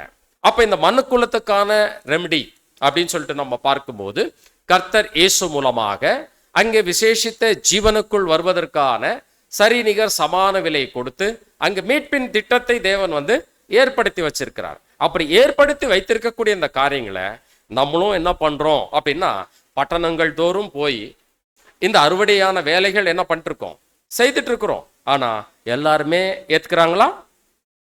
இல்லை. எல்லாரும் ஏற்றுக்கொள்ளக்கூடிய காலமும் இது இல்லை. ஆனாலும் அங்க ஏற்றுக்கொள்ளக்கூடியவர்கள் தேவையா இருக்குது. ஆனா அதே நேரத்துல அந்த சித்தம் தனக்குள்ள பலகீனமாயி அந்த மனுஷத்தன்மையே இல்லாத ஒரு நிலைமைக்கு நாளுக்கு நாள் அப்படியே போயிட்டே இருக்கக்கூடிய விஷயங்களை நம்ம இன்னைக்கு எல்லா இடத்துலயும் நம்ம பார்க்கக்கூடியவர்களா இருக்கும். ஒருத்தர்கிட்ட இருக்கக்கூடிய ஒரு விஷயத்த அதை எடுக்கலாமா வேண்டாமா, அவர்கிட்ட கேட்டு எடுக்கணுமா கேட்காம எடுக்கணுமா, எந்த விஷயமும் இல்லை. அவருக்கு என்ன தோணுதோ அதை செஞ்சுட்டு போயிட்டே இருப்பார். அப்படிப்பட்ட ஒரு கேவலமான ஒரு நிலைமை ஆகப்பட்டது இன்னைக்கு உலகம் சீர்கெட்டு போன ஒரு நிலைமைக்கு ஆகப்பட்டது போயிட்டு இருக்கு. ஆனா நம்முடைய கண்களுக்கு தேவன் அவைகளெல்லாம் நிறைய மறைச்சுதான் வச்சிருக்கிறார். ஏன்னா தேவனுடைய பிள்ளைகள் அந்த மாதிரியான பலகீனல விழுந்து போயிடக்கூடாதுன்னு. ஆனா நம்மளை தாண்டி இருக்கக்கூடிய விஷயங்கள்லாம் ரொம்ப மோசமான ஒரு நிலைமையாகப்பட்டது இன்னைக்கு அங்கே பத்திரிகையிலும் நியூஸ்லயும் சில விஷயங்கள் எல்லாம் நம்ம பார்க்கக்கூடியவர்களா இருக்கிறோம். சரி அன்புக்குரியவர்களே, இப்போ நம்ம என்ன பண்ண வேண்டியதா இருக்குனாக்கா, இந்த பாழான பட்டணத்துக்குள்ள நிறைய எப்ப வேணாலும் யார் வேணாலும் வந்து போலாம் அப்படின்னக்கூடிய ஒரு நிலைமையாகப்பட்டது அங்க காணப்படக்கூடியதா இருக்குது. அப்படின்னா இந்த எதிரிகளை விரட்ட வேண்டியது அவசியமா இருக்குது. அப்போ அந்த சிந்தையை பலப்படுத்த வேண்டியது அவசியமா இருக்குது. இதை நம்ம புரிஞ்சு என்ன பண்ணியிருக்கிறோம் அப்படின்னாக்கா, கர்த்தராகிய இயேசு கிறிஸ்து உடன்பாடு பிதாவாகிய தேவனோட உடன்படிக்கை செய்யறதுக்கு கர்த்தராகிய இயேசு கிறிஸ்து கிட்ட உடன்பாடு நம்ம ஏற்படுத்திக்கிட்டு வரக்கூடியவர்களா இருக்கிறோமா. அடுத்த ஸ்லைட் சொல்றாரு பாருங்க. எதிரியை விரட்டவும், அதுல இருந்து படிங்க. இப்படிப்பட்டவர்கள் எதிரியை விரட்டவும், அவனை எதிர்க்கவும், தங்களது சிந்தைகளின் சுவரை பலப்படுத்தவும், உடனே கர்த்தராகிய இயேசுவுடன் உடன்பாடு செய்யவும் தங்களுடைய சிந்தைகளின் சுவரை என்ன பண்ணணுமா இப்போ பலப்படுத்த வேண்டியது அவசியமா இருக்குது அப்படின்னு சொல்றாரு. அப்போ தங்களுடைய சிந்தைகளின் சுவரை பலப்படுத்தவும், அங்கே கர்த்தர் இயேசுவோடு கூட உடன்பாடு செய்யவும் முயற்சிக்கணும் அப்படின்றார். சரி அன்புக்குரிய சகோதர சகோதரிகளே, இந்த விஷயங்கள் எல்லாம் நம்ம புரிஞ்சுக்கிட்டோம், உள்ள வந்துட்டோம். இப்ப கர்த்தரோடு என்ன பண்ணிட்டோம் அப்படின்னாக்கா, நம்ம கர்த்தர் இயேசு கிறிஸ்து மூலமா தேவனோடு உடன்படிக்கைக்குள்ள போயிட்டோம். இப்படிப்பட்ட ஒரு உடன்பாடு கூட நம்ம ஏற்படுத்தி கொண்டு இருக்கிறோம். சரி, இந்த விஷயங்கள் ஒரு பக்கம் இருக்கும்போது பாத்தீங்கன்னாக்கா, இப்போ இந்த உடன்பாடெல்லாம் உள்ள வந்துட்டதுனால இப்ப நம்முடைய நிலையாகப்பட்டது எப்படிப்பட்டதா இருக்குது அப்படின்னா, சுவரை எல்லாம் பலப்படுத்தி வச்சிருக்கிறார்களாம் தேவன். நமக்கும் சுவர் இருக்குது. அந்த சுவரை எல்லாம் என்ன பண்ணியிருக்கிறார்களாம் தேவன் பலப்படுத்தக்கூடிய விஷயங்கள் இருக்கக்கூடியதா இருக்கு. சரி, இப்ப அடுத்து தொடர்ந்து படிங்க. அவர்கள் தங்களது இருதயங்களை முழுமையாகவும் நிறைவாகவும் கொடுத்து, அவரது சித்தத்தையும் வார்த்தையையும் வழி நடத்துதலையும் எல்லா காரியங்களிலும் ஏற்றுக்கொள்ள வேண்டும். அப்போ அந்த சிந்தை பலப்படணும் அப்படின்னாக்கா, அப்போ கர்த்தர் இயேசுவோடு உடன்பாடு அதுக்கு அடுத்து என்ன சொல்றார் அப்படின்னு சொல்லிட்டு பாத்தீங்கன்னாக்கா, அவரது சித்தத்தையும் வார்த்தைகளையும் வழிநடத்தலையும் நம் எல்லா காரியங்களிலும் ஏற்றுக்கொள்ள வேண்டியது அவசியமா இருக்கு. சரி, நம்ம எல்லாம் என்ன பண்ணிட்டோம், ஆதாமுடைய சந்ததிக்குள்ள பாவி என்பதை உணர்ந்து, இப்ப நமக்கான ஒரு பரிகாரியாகிய கர்த்தர் இயேசு மூலமா தான் நமக்கு தேவன் ஒரு தெய்வீக திட்டம் வச்சிருக்கிறார் அப்படின்றத உணர்ந்து நம்ம எல்லாரும் என்ன பண்ணிட்டோம், உடன்படிக்கைக்குள்ள வந்துட்டோம். அப்ப வந்திருக்கக்கூடிய நமக்கு என்ன பண்ணியிருக்கிறார், பாதுகாப்பு கொடுத்திருக்கிறார். அப்ப பாதுகாப்பு அப்படின்னா தேவன் நமக்கு கொடுத்திருக்கக்கூடிய ஒவ்வொரு வாக்கு தத்தங்களை நம்ம எடுத்துக்கலாம். வாக்கு தத்தங்கள் எப்படிப்பட்ட பாதுகாப்பை நமக்கு கொடுத்திருக்கிறார் அப்படின்னு சொல்லி நம்ம பார்க்கும்போது அங்க ஒட்டுமொத்த ஜனங்களுக்கு இருக்கக்கூடிய தேவனுடைய விசேஷித்த சபை ஜனங்களா நம்ம உடன்படிக்கைக்குள்ள வரும்போது நமக்கான அநேக ஆசீர்வாதங்களை வச்சிருக்கிறார், வாக்குத்தத்தங்களை வச்சிருக்கிறார். இப்படிப்பட்ட வாக்குத்தத்தங்களை சுதந்திரித்துக் கொள்வதற்கான விசேஷித்த வாய்ப்புகளை நமக்கு வச்சிருக்கிறார் அப்படின்னு சொல்லிட்டு பார்க்கிறோம். அப்போ இப்படிப்பட்ட ஒரு காரியங்கள் நமக்குள்ள வரும்போது இப்ப நம்முடைய சுவராகப்பட்டது உள்ள யாரும் வர முடியாத அளவுக்கு நம்மளை நல்ல பாதுகாப்பாக தானே கொடுத்திருக்கிறார். அப்போ பாதுகாப்பு கொடுக்கப்பட்டிருக்கக்கூடிய இந்த பட்டணம் அப்படின்னா திருச்சபையின் பிள்ளைகளையும் யாருக்கு ஒப்பிட்டு பேசுறாருங்க? பட்டணத்துக்கு ஒப்பிட்டு பேசுறாரு. அப்படின்னா இந்த பட்டணம் என்ன பண்ண வேண்டியதா இருக்குது அப்படின்னு சொல்லிட்டு பாத்தீங்கன்னாக்கா, நல்ல பாதுகாப்பான ஒரு பட்டணமா இருக்கணும். நல்ல ஒரு பாதுகாப்பான ஒரு பட்டணமா என்ன பண்ணணும்? கண்டிப்பா இருக்க வேண்டியது அவசியமா இருக்கு. அடுத்த ஸ்லைடு வாசிக்கலாம். இரத்தத்தினால் முழு மனுக்குலத்தையும் விலைக்கு வாங்கினவரின் மூலம் தம்முடைய அன்பை காண்பித்தவரின் கட்டுப்பாட்டின் கீழ் தங்களை தடையின்றி முழுவதுமாக வைத்துக் கொள்வதில் சந்தோஷப்பட வேண்டும். பாருங்க, இப்படி பாதுகாப்புக்குள்ள வந்திருக்கக்கூடிய நம்ம என்ன பண்ணணும் அப்படின்னா, நம்முடைய அன்பை காண்பித்தவரின் கட்டுப்பாட்டில் தங்களை கீழ்ப்படுத்தி தடையின்றி முழுவதுமாக நம்ம என்ன பண்ணணும்னா சந்தோஷமா பார்த்து கொள்ள வேண்டியது அவசியமா இருக்குது அப்படின்னு ஒரு விஷயத்த சொல்றாரு. அப்ப இப்படிப்பட்ட ஒரு பாதுகாப்புக்குள்ள வந்திருக்கக்கூடிய தேவனுடைய பிள்ளைகளாகிய நம்ம இப்போ பாதுகாப்புக்குள்ள வந்துட்டோமா வரலைங்களா? வந்துட்டோம் இல்லைங்களா? வந்துட்டோமா இல்லையா அப்படின்றத பின்னாடி என்ன பண்ண போறோம், நம்ம பார்க்க போறோம். அப்படி வந்திருந்தாலும், பாதுகாக்கப்பட்டு வந்திருந்தாலும், அந்த சுவர்கள் இடிக்கப்பட்டு போயிடுச்சா அல்லது பாழாய் போயிருக்குதா பட்டணம் அப்படின்றது என்ன பண்ணணும், நம்ம பின்னாடி பார்க்க தான் போறோம். ஏன்னா நம்முடைய சுவர்கள் எந்த அளவுக்கு பலப்படக்கூடியதா இருக்கக்கூடியதா இருக்குது அப்படின்றத நம்ம கவனிச்சு பார்க்கப்பட வேண்டியது அவசியமா இருக்கு. சரி, இப்ப நம்ம உள்ள வந்துட்டோம். நம்மள என்ன பண்ணிட்டோம்? கர்த்தர் இயேசு மூலமா தேவன் கிட்ட உடன்படிக்கைக்குள்ள ஒப்பு கொடுத்துட்டோம். இப்படி ஒப்பு கொடுத்திருக்கக்கூடிய நம்ம ஏதோ சும்மா அவர்கிட்ட உடன்படிக்கை பண்ணிட்டு ஞாயிற்றுக்கிழமைனா நான் அட்டண்டன்ஸ் போட்டு அப்படியே போயிடுவேன். மற்ற நாட்கள் எல்லாமே என்னுடைய விருப்பப்படி நான் நடப்பேன். இங்க வர 2 மணி நேரம் மட்டும் நான் என்ன பண்ணுவேன், எனக்கு பிரியமா அந்த ஒரு குறிப்பிட்ட அந்த 2 மணி நேரம் மட்டும் தேவனுக்கு பெரியன்றதுனால இந்த இடத்துல உட்கார்ந்துட்டு போயிடுவேன். இங்கிருந்து நான் வெளியே போகணும்னு என்ன பண்ணுவேன், எனக்கான வேலைகளை நான் செஞ்சுட்டே இருப்பேன். அல்லது எனக்கு பிரியமான வேலைகள், எனக்கான வேலை என்ற எனக்கு பிரியமானபடி நடந்துட்டு இருப்பேன். அப்படின்னாக்கா இதெல்லாம் சரியா அப்படின்னு சொல்லிட்டு அங்கே நம்மை நாமே நிதானிச்சு பார்க்க வேண்டியதா இருக்கு. ஏன்னா நம்மளை முழுவதுமா அர்ப்பணித்து உள்ள வந்திருக்கிறோம். நமக்கான பாதுகாப்பாக அவருடைய வாக்குத்தத்தங்களையும் அவருடைய ஆசீர்வாதங்களையும் விசேஷித்த அவருடைய குமாரனுடைய விலையேற பெற்ற ரத்தத்தையும் நமக்கு பாதுகாப்பாக கொடுத்து தேவன் வச்சிருக்கிறாரு. அப்படி வச்சிருக்கக்கூடிய நம்ம எப்படிப்பட்டவர்களா இருக்கணும் அப்படின்னு சொல்லிட்டு பாத்தீங்கன்னாக்கா அடுத்த ஸ்லைட் சொல்றாரு பாருங்க. ஆனால் நம்மை கர்த்தரின் கைகளில் சும்மா ஒப்பு கொடுத்தால் மட்டும் போதாது. சும்மா எல்லாம் கொடுத்தாலாம் பத்தாதுங்க. என்ன பண்ணணும்? ரோமர்ல நம்ம படிக்கிற மாதிரி உங்களையே நீங்கள் ஜீவ பலியா ஒப்பு கொடுக்க வேண்டும் என்று தேவனுடைய இரக்கங்களை முன்னிட்டு உங்களிடத்தில் என்ன பண்றேன். இதுதான் எப்படிப்பட்ட ஆராதனை? சும்மா ஒப்பு கொடுத்தா பாருங்க. இப்ப என்ன பண்ண வேண்டியிருக்குன்னா, நம்ம ஏதோ வந்துட்டோம், இந்த பாதுகாப்பு எனக்கு கிடைச்சிருச்சு, நான் பாட்டுக்கு என்ன பண்ணுவேன், என்னுடைய விருப்பப்படி இந்த உலகத்துல எப்படி வேணாலும் வாழுவேன் அப்படின்னக்கூடிய விஷயங்கள் இல்லை. அதான் சொல்றாரு, நம்மை கர்த்தரின் கைகளில் சும்மா ஒப்பு கொடுத்தால் மட்டும் போதாது. சும்மா ஒப்பு கொடுத்தா போதாது. அப்ப எப்படி ஒப்பு கொடுக்கிறது? எனக்குரிய அத்தனை தாளந்துகளும் தேவனுக்குன்னு பயன்படுத்துறேன்னு எல்லாம் வந்திருக்கிறோம்.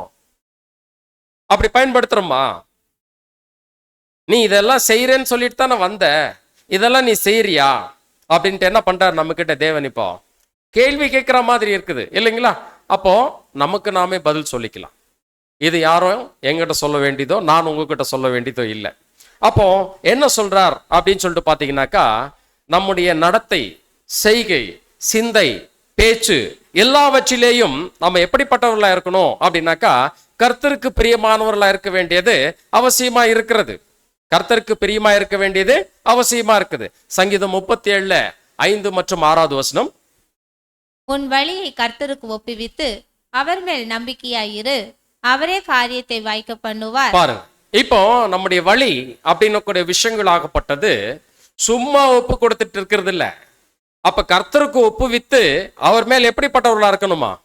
நம்பிக்கையா இருக்கணும், அவரே காரியத்தை வாய்க்க பண்ணுவார். அப்ப அவர் காரியத்தை வாய்க்க பண்ணணும் அப்படின்னா என்ன மாதிரி காரியங்களை வாய்க்க பண்ண வேண்டியிருக்குன்னா, கர்த்தர் இயேசுனுடைய சரீர அங்கமாக 1,44,000 பேர்ல ஒருவராக நாம் போய் சேர வேண்டியதாக நம்ம வந்திருக்கிறோம் அப்படின்னாக்கா நம்ம விருப்பப்படி நடப்பது அல்ல. அதான் சொல்றாரு. அப்போ உன் வழிகளை கர்த்தருக்கு ஒப்புவித்து அவர் மேல் நம்பிக்கையா இரு, அவரே காரியத்தை என்ன பண்ணுவாரு? வாய்க்க பண்ணக்கூடியவரா இருப்பார். அப்போ அந்த வாய்க்க பண்ணக்கூடிய விஷயத்தை நம்ம பெற்றுக்கொள்ள வேண்டுமானால், அடுத்த வசனம் சொல்றாரு, 6 வசனம். உன் நீதியை வெளிச்சத்தை போலவும் உன் நியாயத்தை பட்டம் பகலை போலவும் விளங்க பண்ணுவார். பாருங்க, இப்படி அவருக்கு பிரியமானபடி அவருடைய வழியில நம்ம ஒப்பு கொடுத்து நடக்கக்கூடியவர்களா இருந்தோம்னா நம்முடைய நீதியை வெளிச்சத்தை போலவும், அப்போ உன்னுடைய நியாயத்தை பட்ட பகலை போலவும் விளங்க பண்ணுவேன் அப்படின்னு சொல்லிட்டு எங்க சொல்றாரு. அப்படி என்றால் அன்புக்குரிய சகோதர சகோதரிகளே, இன்னைக்கு இந்த பட்டணமாக வந்திருக்கக்கூடிய நமக்கு மிகப்பெரிய ஒரு பாதுகாப்பை நமக்கு கொடுத்து எல்லா விதமான ஆசீர்வாதங்களையும் கொடுக்கிறேன்னு சொல்லியிருக்கிறாரு. நாமளும் என்ன பண்ணியிருக்கிறோம் அப்படின்னா, இஸ்ரேல் ஜனங்கள் மோசே மூலமா அங்க சொல்லும் போது தேவன் கிட்ட நாங்க அப்படியே நடக்கிறோம், நியாயப்பிரமாணத்துல சொல்லப்பட்டபடியெல்லாம் அப்படின்னு சொல்லிட்டு அங்க வாக்குத்தத்தம் பண்ண மாதிரி, அங்க உடன்படிக்கை பண்ண மாதிரி தேவனுடைய பிள்ளைகளா இருக்கக்கூடிய நம்மளும் என்ன பண்ணியிருக்கிறோம்னா, உடன்படிக்கைக்குள்ள வரும்போது நம்ம அங்க வாக்குத்தத்தம் பண்ணியிருக்கிறோம். அந்த உடன்படிக்கையை நிறைவேற்றுகிறேன் என்று அங்க சபைக்கு முன்னாடி, தேவனுக்கு முன்னாடி, கர்த்தர் இயேசுவுக்கு முன்னாடி தேவனிடத்துல நம்ம உடன்படிக்கையை ஏற்படுத்தி இருக்கிறோம். அப்போ இந்த உடன்படிக்கைய சும்மா நான் சொல்றேன் அப்படின்னு சொல்ல முடியுமா அப்படின்னாக்கா அது வாய்ப்பில்லை. அதான் சொல்றாரு, கர்த்தரின் கைகளில் சும்மா ஒப்பு கொடுத்தல் மட்டும் போதவே போதாது. அப்ப அதை விட மேலான விஷயங்கள் நம்ம கிட்ட தேவன் எதிர்பார்க்கிறாரு. அப்படி என்றால் நம்ம இடத்துல எந்த விஷயமா இருந்தாலும் தேவன் நிறைவேற்ற வேண்டியது அவசியமா இருக்குது. தேவன் நம்ம இடத்துல அங்க நடந்து எல்லா விஷயங்களும் நடத்த வேண்டியது அவசியமா இருக்குது. அப்படி நடத்த வேண்டியது அவசியமா இருக்குதுன்னாக்கா பிலிப்பியர் 2:13 வாசிங்க. ஏனெனில் தேவனே தம்முடைய தயவுள்ள சித்தத்தின்படி விருப்பத்தையும் செய்கையையும் உங்களில் உண்டாக்குகிறவராய் இருக்கிறார். பாருங்க, அப்போ தேவன் என்ன பண்றார் அப்படின்னாக்கா தயவுள்ள சித்தப்படி விருப்பத்தையும் செய்கையும் நம்மில் உண்டாக்கக்கூடியவராய் இருக்கிறார் அப்படின்னு சொல்லிட்டு பாருங்க. அப்படி என்றால் தேவனுடைய சித்தத்தின்படி, தேவனுடைய விருப்பத்தின்படி நம்ம அந்த பாதுகாப்புக்குள்ள இருந்தால் மாத்திரம்தான் அங்க விருப்பம், செய்கை இது எல்லாமே நம்மளை நிறைவேறக்கூடியதா இருக்கும். அப்பதான் நம்முடைய நீதி பட்ட பகலை போல வெளிச்சமா இருக்கக்கூடியதா இருக்கும். ஆனால் இந்த விஷயங்கள்ல நம்ம கவனிச்சு பார்க்கப்பட வேண்டியதா இருக்கிறது. அப்படிப்பட்ட ஒரு பாதுகாப்புக்குள்ள நம்ம இருக்கக்கூடியவர்களா இருக்கிறோமா அப்படின்றத நம்ம கொஞ்சம் கவனிச்சு பார்க்கப்பட வேண்டியது அவசியமா இருக்குது. இன்னும் சிலருக்கு சந்தேகம் கூட வரலாம், ஆதாமு குறித்து சகோதரர் சொல்லியிருந்தார் ஒரு பட்டணத்துக்கு ஒப்பிட்டு அப்படின்னு சொல்லிட்டு நீங்க சொன்னீங்க. திருச்சபைக்கு எங்கேயாவது அப்படிப்பட்ட விஷயங்கள் சொல்லப்பட்டிருக்குதா அப்படின்னு கூட நீங்க கேட்கலாம். ஒரு வசனம் வேணா பைபிள் எடுத்து வாசிங்க. ஏசாயா 5வது அதிகாரம் 8வது வசனம். 1:8. ஏசாயா 1:8. இது ஸ்லைட்ல வராது. சீயோன் குமார்த்தியே, திராட்சை தோட்டத்திலுள்ள ஒரு குச்சி போலவும் வெள்ளரி தோட்டத்திலுள்ள ஒரு குடிசை போலவும் முற்றுகை போடப்பட்ட ஒரு பட்டணம் போலவும் மீந்திருக்கிறாள். பாருங்க, அப்ப அந்த சீயோன் குமார்த்தி ஒரு பட்டணத்துக்கு ஒப்பிட்டு என்ன பண்ணப்பட்டிருக்கிறாங்க, இங்க பேசப்பட்டிருக்கிறாங்க. அப்படின்னா அந்த பட்டணம் எப்படி இருக்கும்?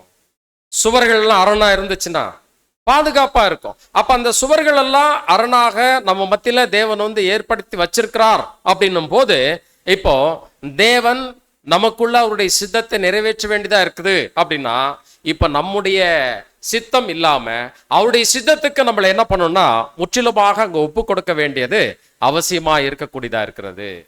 அப்போ இந்த விஷயங்கள்ல நம்மள வந்து இந்த சரீரத்திலிருந்து அடுத்து மறுரூப நிலைக்கு தேவன் கொண்டு வரேன்னு சொல்லிட்டு என்ன பண்ணியிருக்காருன்னா நம்ம கிட்ட உடன்படிக்கை பண்ணியிருக்கிறார். அப்படிப்பட்ட விசேஷித்த காரியங்களை சொல்லியிருக்கிறாரு. ஆனா அவர் நிபந்தனையின் பேர்ல தான் அந்த காரியங்கள்லாம் கர்த்தர் மூலமா ஏற்படுத்தி இருக்கிறாரு. அப்ப அப்படிப்பட்ட நிபந்தனைகள் நம்ம கீழ்ப்படியாதபடிக்கு இருந்தோம்னா அந்த மறுரூபம் அடையக்கூடிய விஷயங்கள் நம்ம மத்தியில அவர் நிறைவேற்ற வேண்டிய அவசியம் இல்லையே. பாருங்க, நமது சித்தங்களை புதுப்பிப்பதன் மூலம் நமது நமது அடுத்த ஸ்லைடு. நமது சிந்தனைகளை புதுப்பிப்பதின் மூலம் நம்மில் பெரிய மறுரூபம் அடைவும் வேலை நிறைவேறுவதில் நாம் தேவனுடன் உடன் வேலையாட்கள் என்கிற உண்மையை நாம் காணாமல் விட்டுவிடக் கூடாது. பாருங்க, இங்க என்ன சொல்றாரு? நமது சிந்தைகளை புதுப்பிப்பதின் மூலம் நம்ம கிட்ட அந்த மறுரூபம் அப்படின்னு கூடிய விஷயங்கள் நடைபெற வேண்டியதா இருக்கிறது. அப்ப அந்த பாதுகாப்புக்குள்ள வந்துட்டோம். நம்மள சும்மா ஒப்பு கொடுத்தல் மட்டும் பத்தாது, அவருடைய சித்தத்துக்கு நம்மள ஒப்பு கொடுக்கப்பட வேண்டியது அவசியமா இருக்கிறது.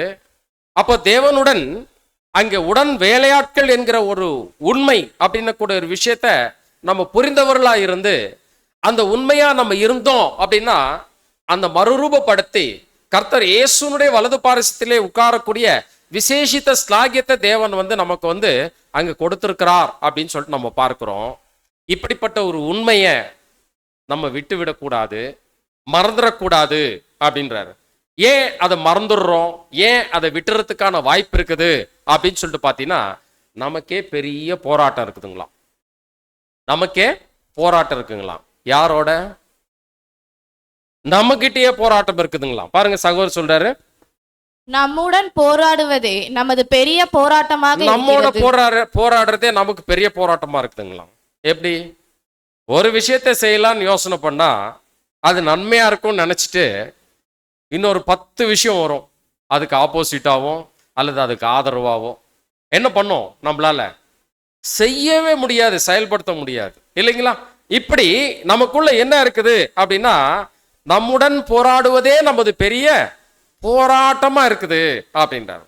அப்படி என்றால் இந்த சிந்தையை கட்டுப்படுத்துவது அல்லது இந்த சிந்தையை கட்டுக்குள் கொண்டு வருவது என்பது கொஞ்சம் போராட்டமா தான் இருக்கும், கொஞ்சம் போராட்டமா தான் இருக்கும். அதனாலதான் நீதிமொழிகள் 16:32 சொல்லும் போது இந்த வசனம் வாசிக்கலாம். பலவானை பார்க்கிலும் நீடிய சாந்தம் உள்ளவன் உத்தமன், பட்டணத்தை பிடிக்கிறவனை பார்க்கிலும் தன் மனதை அடக்குகிறவன் உத்தமன். பாத்தீங்களா? பலவானை பார்க்கிலும் நீடிய சாந்தம் உள்ளவன் எப்படிப்பட்டவன்னா உத்தமன் என்றாரு. பட்டணத்தை பிடிக்கிறவனை பார்க்கிலும் தன் மனதை அடக்கிறவன் எப்படி இருக்கிறானா? அப்ப பாருங்க, இப்போ நம்மளோட போராட்டமா இருக்குதுன்னு சொன்னோம் பாத்தீங்களா?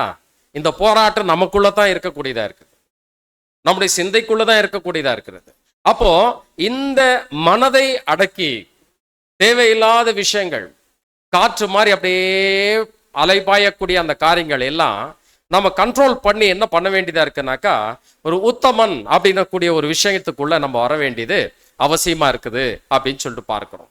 அப்ப அன்புக்குரிய சகோதர சகோதரிகளே, இன்றைய நாள்ல நம்ம உடன்படிக்கைக்குள்ள வந்திருந்தாலும் சில விஷயங்கள் நம்மளால அந்த சத்தியத்தை கேட்டு ஆரம்பத்துல உற்சாகத்தோட சில மணி நேரங்கள் நம்ம செலவு செஞ்ச மாதிரி இப்ப நம்மளால செலவு செய்ய முடியல. அப்படி செலவு செய்யலாம் அப்படின்னு சொல்லிட்டு நம்ம என்ன பண்றோம்னா நினைக்கிறது தப்பு இல்லை. அதே மாதிரி உலக பிரகாரமா சில விஷயங்கள் நம்ம வந்து சம்பாதிக்கணும் அப்படின்னு சொல்லிட்டு கூட சிலர் நினைப்பாங்க. அது நியாயமா சம்பாதிச்சா அது தவறு இல்லை. ஆனா இந்த காரியங்கள் எல்லாம் ஒரு தீர்மானம் அப்படின்னு கூட ஒரு விஷயங்கள் எடுக்கிறோம் இல்லைங்களா? இந்த தீர்மானத்துல நம்முடைய சித்தம் அல்லது சிந்தை எவ்வளவு பலகீனமா இருக்குதுன்றத சகோதரர் சுட்டி காட்டுறாரு. பாருங்க, அடுத்த ஸ்லைடு கொஞ்சம் போடுங்க.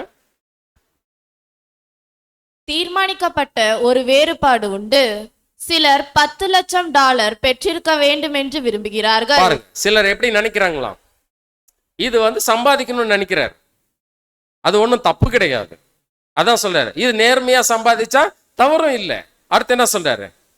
விரும்புகிறார். ஆனால் ஆனால் அதை பெறுவதற்கான முயற்சிக்கு சிந்தை இல்லாதவராய் இருக்கிறார். பாரு, இது என்ன பிரயோஜனம்? என்ன பிரயோஜனம்? சம்பாதிக்கணும்னு என்ன இருக்குது, ஆனா என்ன சொல்றதுன்னா அதற்கான ஒரு முயற்சி இல்லைன்னா என்ன பண்ண முடியாது, ஒரு பிரயோஜனமும் கிடையாது அப்படின்னு அதான் சொல்றாரு. அதை பெறுவதற்கான முயற்சிக்கும் சிந்தை இல்லாதிருக்கிறார் அப்படின்றார். அப்ப அதுக்கான ஒரு ஆக்கப்பூர்வமான சில முயற்சிகள் என்ன பண்ணணும், அவரு கண்டிப்பா எடுக்க வேண்டியது அவசியமா இருக்கு. அடுத்து ரொம்ப முக்கியமான விஷயம் சொல்றாரு.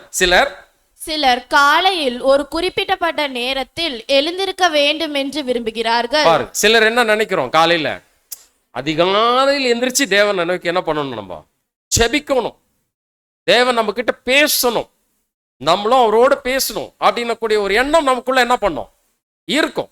ஆனா இந்த இருக்கக்கூடிய இந்த காரியங்களாகப்பட்டது எப்படி 10 லட்சம் சம்பாதிக்கணும்னு எண்ணம் மட்டும் இருக்குதோ, ஆனா அந்த 10 லட்சத்தை சம்பாதிக்கிறதுக்கான சுத்தமா என்ன இல்லை, முயற்சி இல்லைன்றார். அப்ப இன்னைக்கு ஒரு தேவன் ஒரு சாதாரணமா இன்னைக்கு கஞ்சி தான் வச்சிருக்கிறார் அப்படின்னா குடிச்சிட்டு வந்துட்டோம். நாளைக்கு பிரியாணி சாப்பிடணும் அப்படின்னு நினைச்சாக்கா அப்ப கையில காசு இல்லை, அந்த பிரியாணிக்கு என்ன பண்ணி ஆகணும், அவரு உழைக்கணும், சம்பாதிக்கணும் இல்லைங்களா? அப்பதான் அது என்ன பண்ண முடியும், அவர் சார்ந்தவர்கள் எல்லாருமே சந்தோஷமா சாப்பிட முடியும். ஆனா அந்த முயற்சி இல்லாத இருக்கும்போது ஒன்றும் பிரயோஜனம் இல்லை. அதே மாதிரி காலையில எந்திரிக்கணும். நான் எந்திரிச்சு என்ன பண்ணும், குறிப்பிட்ட நேரத்துல தேவனுக்கு பிரியமா சில விஷயங்களை செய்யணும் அப்படின்னு சொல்ல நான் விரும்புறேன் அப்படின்னா வாசிக்கலாம். ஆனால் அந்த விருப்பம் அவர்களை எழுந்திருக்க செய்வதில்லை. பாருங்க, அந்த விருப்பம் மட்டுமே அவங்களை எந்திரிச்சுக்க செய்யறது இல்லை. அவங்களுக்கு என்ன இருக்கணும், முயற்சி அப்படின்னு கூட ஒரு விஷயம் அவங்க இடத்துல காணப்பட வேண்டியது அவசியமா இருக்குது. அப்ப பாருங்க, இப்படிப்பட்ட ஒரு சிந்தையை பலப்படுத்த வேண்டியது அவசியமா இருக்கு. அடுத்து, ஏனெனில் சிந்தை பழுதற்ற நிலையில் இருக்கிறது. இப்ப சிந்தை எப்படி இருக்குதுங்களா, டேமேஜ் ஆயிடுச்சு. இப்ப இது என்ன பண்ணணும், புதுப்பிக்கணும். அப்ப இதுக்கான ஒரு விஷயங்கள் நம்ம பார்க்கும்போது பாத்தீங்கன்னாக்கா ரீஃபரன்ஸ் 5488 பிரதர் ஒரு விளக்கம் ஒன்று சொல்றார். ஒரு மனுஷன் தன்னுடைய உடல் பலகீனமா இருக்குது, அதை நல்லா ஸ்ட்ராங் பண்ணணும் அப்படின்னு நினைச்சாருன்னா என்ன பண்ணலாம் அப்படின்னாக்கா, ஒரு உதாரணத்துக்கான ஒரு கதை தான் இது. பிரதருடைய ரீபென்ஸ்ல அது கொடுத்துருக்கிறாரு. ஒரு சாதாரண ஒரு மனுஷன் ஒரு காளையை தூக்கி சுமக்க முடியுமா? முடியாது இல்லையா? ஆனா சகோதரர் சொல்றாரு, எப்படி சொல்றாருனாக்கா, ஒரு சின்னதா இருக்கக்கூடிய ஒரு கண்ணுக்குட்டி அது என்ன பண்ணணும், டெய்லி அதை தூக்கிட்டு கொஞ்ச நேரம் நடந்து என்ன பண்ணணும், அதை காலையில மாலையில ப்ராக்டிஸ் பண்ணணும். இப்ப இந்த கண்ணுக்குட்டி அப்படியே இருக்குமா சைஸு? இப்ப இவர் டெய்லி பண்ணக்கூடிய அந்த இதுல அது வளர இவருடைய உடல் என்ன ஆயிட்டே இருக்கும், பலமாயிட்டே இருக்கும். இப்ப அந்த கண்ணுக்குட்டியை தூக்குற அளவுக்கு என்ன வந்துருச்சு, அவருக்கு பலன் வருது. இப்ப அது காளையா ஆனா கூட இவரால் என்ன பண்ண முடியுமா, டெய்லி அதை தூக்கிட்டே இருக்கிறதுனால இவருடைய மசில்ஸ் என்ன ஆயிடுங்களேன், ஸ்ட்ராங் ஆயிடுமா. அப்ப காளையை சாதாரணமா ஒரு மனுஷன் நினைச்சா என்ன பண்ண முடியாது, தூக்க முடியாது இல்லைங்களா? அப்ப அந்த மாதிரி சில விஷயங்கள் என்ன பண்ண வேண்டியிருக்குன்னா பயிற்சி, அந்த சிந்தைக்கு என்ன பண்ணா பயிற்சி கொடுக்கப்பட வேண்டியது அவசியமா இருக்கு. அப்படின்னா காலையில எந்திரிக்க செய்யணும் அப்படின்னு கூடிய விஷயம் இருக்குது, ஆனா அது பழுதற்று இருக்குது. அப்படின்னா எப்படிப்பட்ட ஒரு நிலையில் இருக்குது? அப்படி இருக்கக்கூடியதை என்ன பண்ணணும்னா சீர்படுத்தப்பட வேண்டியது அவசியமா இருக்கு. இதை சீர்படுத்தாம நம்ம வசனம் சொல்ற மாதிரி அடுத்த ஸ்லைட் போடுங்க. அவர்கள் இன்னும் கொஞ்சம் தூங்கட்டும், இன்னும் கொஞ்சம் உறங்கட்டும், இன்னும் கொஞ்சம் கை முடக்கி கொண்டு நித்திரை செய்யட்டும் என்று கூறிக்கொள்கிறார்கள். பாருங்க எப்படி இதுக்கான ஒரு முயற்சி எடுக்காம அது விடிஞ்சு போச்சுன்னா கூட பரவாயில்ல, இன்னும் கொஞ்சம் நேரம் தூங்கலாம் இல்லைங்களா? ஞாயிற்றுக்கிழமை தான் காலையில் என்ன பண்ணணும், நம்ம இன்னும் கொஞ்சம் நேரம் தூங்கணும். ஞாயிற்றுக்கிழமை தான் என்ன பண்ண முடியறதில்ல, வேலைக்கு போகாம நம்ம ரெஸ்ட்ல இருக்கிறோம் அப்படின்ட்டு காலையில் நம்ம வர வேண்டிய 10 மணின்றது அப்புறம் என்ன ஆகிட்டே இருக்குது, அது டைம் கடந்து போயிட்டே இருக்குது இல்லைங்களா? அப்போ இதுக்கான காரணம் என்ன அப்படின்னு சொல்லிட்டு பார்த்தீங்கன்னாக்கா, அந்த சிந்தை அது பழுதாக இருக்கிறது தான் அது காரணமாக இருக்குது. அப்போ இன்னும் கொஞ்சம் தூங்கட்டும், இன்னும் கொஞ்சம் உறங்கட்டும், இன்னும் கொஞ்சம் கை முடக்கி கொண்டு நிதிரை செய்யட்டும் அப்படின்னக்கூடிய இந்த காரியங்களாகப்பட்டது தங்களுக்குள்ள கட்டுப்பாடு இல்லாதிருக்கிறார்கள் அப்படின்னு கூடிய விஷயத்த ரொம்ப தெளிவா சொல்றார். தங்களுக்குள்ள என்ன இல்லைங்க, கட்டுப்பாடு இல்லை. கட்டுப்பாடு இல்லை அப்படின்னா நேரத்துக்கு தூங்கணும், நேரத்துக்கு விழிக்கணும், நேரத்துக்கு நம்ம வேலைகள்லாம் செய்யணும் அப்படின்னு கூட விஷயங்கள் என்ன பண்ணல அவங்களுக்குள்ள இல்லாதிருக்கிறார்கள் அப்படின்றார். அடுத்து என்ன சொல்ல பாருங்க, மணி அடிக்கும் கடிகாரத்தை பயன்படுத்தி இந்த கட்டுப்பாட்டை பெற அவர்கள் நினைக்கலாம். பாருங்க, மணி அடிக்கக்கூடிய அந்த கடிகாரத்தை பயன்படுத்தி அலாரம் வச்சுலாம் எந்திரிக்கணும் என்ன பண்றாங்களாம், முயற்சி பண்றாங்களாம். இதெல்லாம் வந்து நம்ம செய்யறதெல்லாம் பிரதர் எவ்வளவு வருஷத்துக்கு முன்னாடி எழுதி வச்சுட்டு போயிருக்கிறார் பாருங்க. இன்னைக்கு நம்ம செய்யறோமா இல்லைங்களா? செல்போன்ல கூட என்ன பண்றோம், நம்ம அலாரம்லாம் வச்சுட்டு வைக்கிறோம், இல்லைன்னா அலாரமே வாங்கி கூட வச்சுட்டு இருக்கோம். தலையிலே ஒரு தட்டிட்டு என்ன பண்றாங்க, ஆமா அந்த நேரத்துக்கு என்ன பண்றது இல்லை, எந்திரிக்கிறது இல்லை. அப்போ செல்போன்ல கூட சிலர் அலாரம் வச்சிருப்பாங்க, அது பாட்டு அடிச்சுட்டே இருக்கும், இவங்க பாட்டு தூங்கிட்டே இருப்பாங்க, மற்றவங்களை யாரையாவது டிஸ்டர்ப் பண்ணும் இல்லைங்களா? இதெல்லாம் நடக்குதா இல்லைங்களா? இதெல்லாம் சகோதரர் என்ன பண்ணியிருக்கார், அருமையா அந்த காலத்திலே நமக்கு பயன்படக்கூடிய வார்த்தைகளை தேவன் கொடுத்திருக்கிறார் அவர் மூலமா. அதான் சொல்ல, மணி அடிக்கும் கடிகாரத்தை பயன்படுத்தி இந்த கட்டுப்பாட்டை பெற அவர்கள் பெறத்துக்கு விரும்பலாம். அடுத்து என்ன சொல்றாரு, விரைவில் அந்த கடிகாரமும் நன்மை பயக்காது. பாத்தீங்களா, அது கூட ஒன்றும் பிரயோஜனப்படாது, அதனுடைய சத்தம் கூட என்ன பண்ணாதுங்களா, காதிலே உள்ளாது. ஏன்னா தேவனே இவ்வளோ வார்த்தைகளை கொடுத்து 66 புத்தகமா அதை நம்ம கையில கொடுத்து இவ்வளோ விஷயங்களை நான் கொடுத்துட்டு இதில் நீங்க ரொம்ப ஜாக்கிரதையா இருங்க, இவளை கை கொண்டு நடங்க, இதான் உங்களுக்கு பாதுகாப்பான ஒரு சுவரா நான் வந்து கொடுத்துருக்கிறேன் அப்படின்னு சொல்லிட்டு இவ்வளோ வாக்குத்தத்தங்கள், இவ்வளவு ஆலோசனைகள், இந்த அளவுக்கு ஆசீர்வாதம், இது எல்லாத்தையும் கொடுத்துருக்கிறார். இப்ப இந்த வேதாகமே நமக்கு வந்து காதுல உள்ள வாங்கி அதை பெற்றுக்கொண்டு தேவனுக்கு பிரியமா நடக்க முடியலன்னா கடிகாரம் என்ன பயன் தந்துற போது அது பயனளிக்காம போயிடும், அது காதிலே உழாது அப்படின்றார். சரி, இந்த விஷயங்கள் ஒரு பக்கம், பணம் சம்பாதிக்கிறதா முடியல, காலையில எந்திரிக்கிறதா முடியல. அடுத்து ஒரு விஷயத்தை பத்தி பேசுறாரு. என்ன விஷயம் அப்படின்னா, இன்னைக்கு நம்ம எல்லாருக்குமே உணவு கட்டுப்பாடு அப்படின்னு கூடிய விஷயங்கள் வந்து மேக்சிமம் ஒரு 60-70% இருக்கக்கூடியவர்களுக்கு இருக்கும்னு நினைக்கிறேன். ஏன்னா நம்முடைய ஆதி தகப்பனாகி ஆதாமுடைய விசேஷித்த ஒரு ஆசீர்வாதம் நமக்கு கடந்து வந்திருக்கு. என்னங்க, வியாதி. இந்த வியாதிக்காக என்ன பண்ண வேண்டியிருக்குங்க, நம்ம எல்லாருமே சாப்பாடு விஷயத்துல கண்ட்ரோல் பண்ண வேண்டியது அவசியமா இருக்குது இல்லைங்களா? அப்போ இந்த சாப்பாடு விஷயம் அப்படின்னு கூடிய விஷயங்கள்ல பார்க்கும்போது பாத்தீங்கன்னாக்கா, எனக்கு பிடிக்கும் ஆனா நான் சாப்பிடக்கூடாது, எனக்கு பிடிக்கும் ஆனா என்ன பண்ணக்கூடாது, அதை சாப்பிடக்கூடாது அப்படின்னு சொல்லிட்டு இருக்கும். ஆனா அதை கொடுத்துட்டா என்ன பண்ணிடுவாங்க, சாப்பிட்டுருவாங்க. சாப்பிட்டதுக்கு அப்புறம் பிரச்சனை இல்லைங்களா? இதை நான் சொல்லல. அடுத்த ஸ்லைடு, நாம் உணவை தேர்ந்தெடுப்பதிலும் இதே முறையே உகந்தது.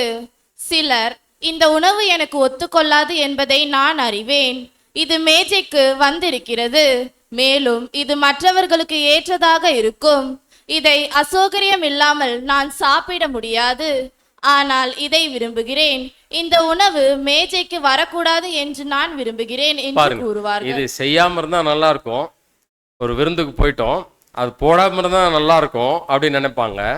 ஆனா இது என்ன நினைக்குது அப்படின்னா, மனசு நினைக்குது, சிந்தை நினைக்குது. ஆனா நாக்கு என்ன பண்ண முடியல, அடக்க முடியல, கண்ட்ரோல் பண்ண முடியல. நாக்கு பத்தி சொல்ல போனா அது அடங்காதது இல்லைங்களா, ரொம்ப ருசி தேடக்கூடியதா இருக்கு. அதான் சொல்றாரு, இது மேசைக்கு வராம இருந்தா நல்லா இருக்கும், ஆனா வந்துச்சுன்னா என்ன பண்ணிடுவேன் நான், ஆமா பார்த்துக்கலாம், ஒரு புடி பிடிச்சிடலாம் அப்படின்னு சொல்லி சாப்பிட்டுட்டு, அதான் சொல்றாரு, இதை அசௌகரியம் இல்லாமல் நான் சாப்பிட முடியாது, ஆனால் அதை என்ன பண்றேன், நான் விரும்புறேன் ஆனா சாப்பிடக்கூடாதுன்னு சொல்றாங்களே.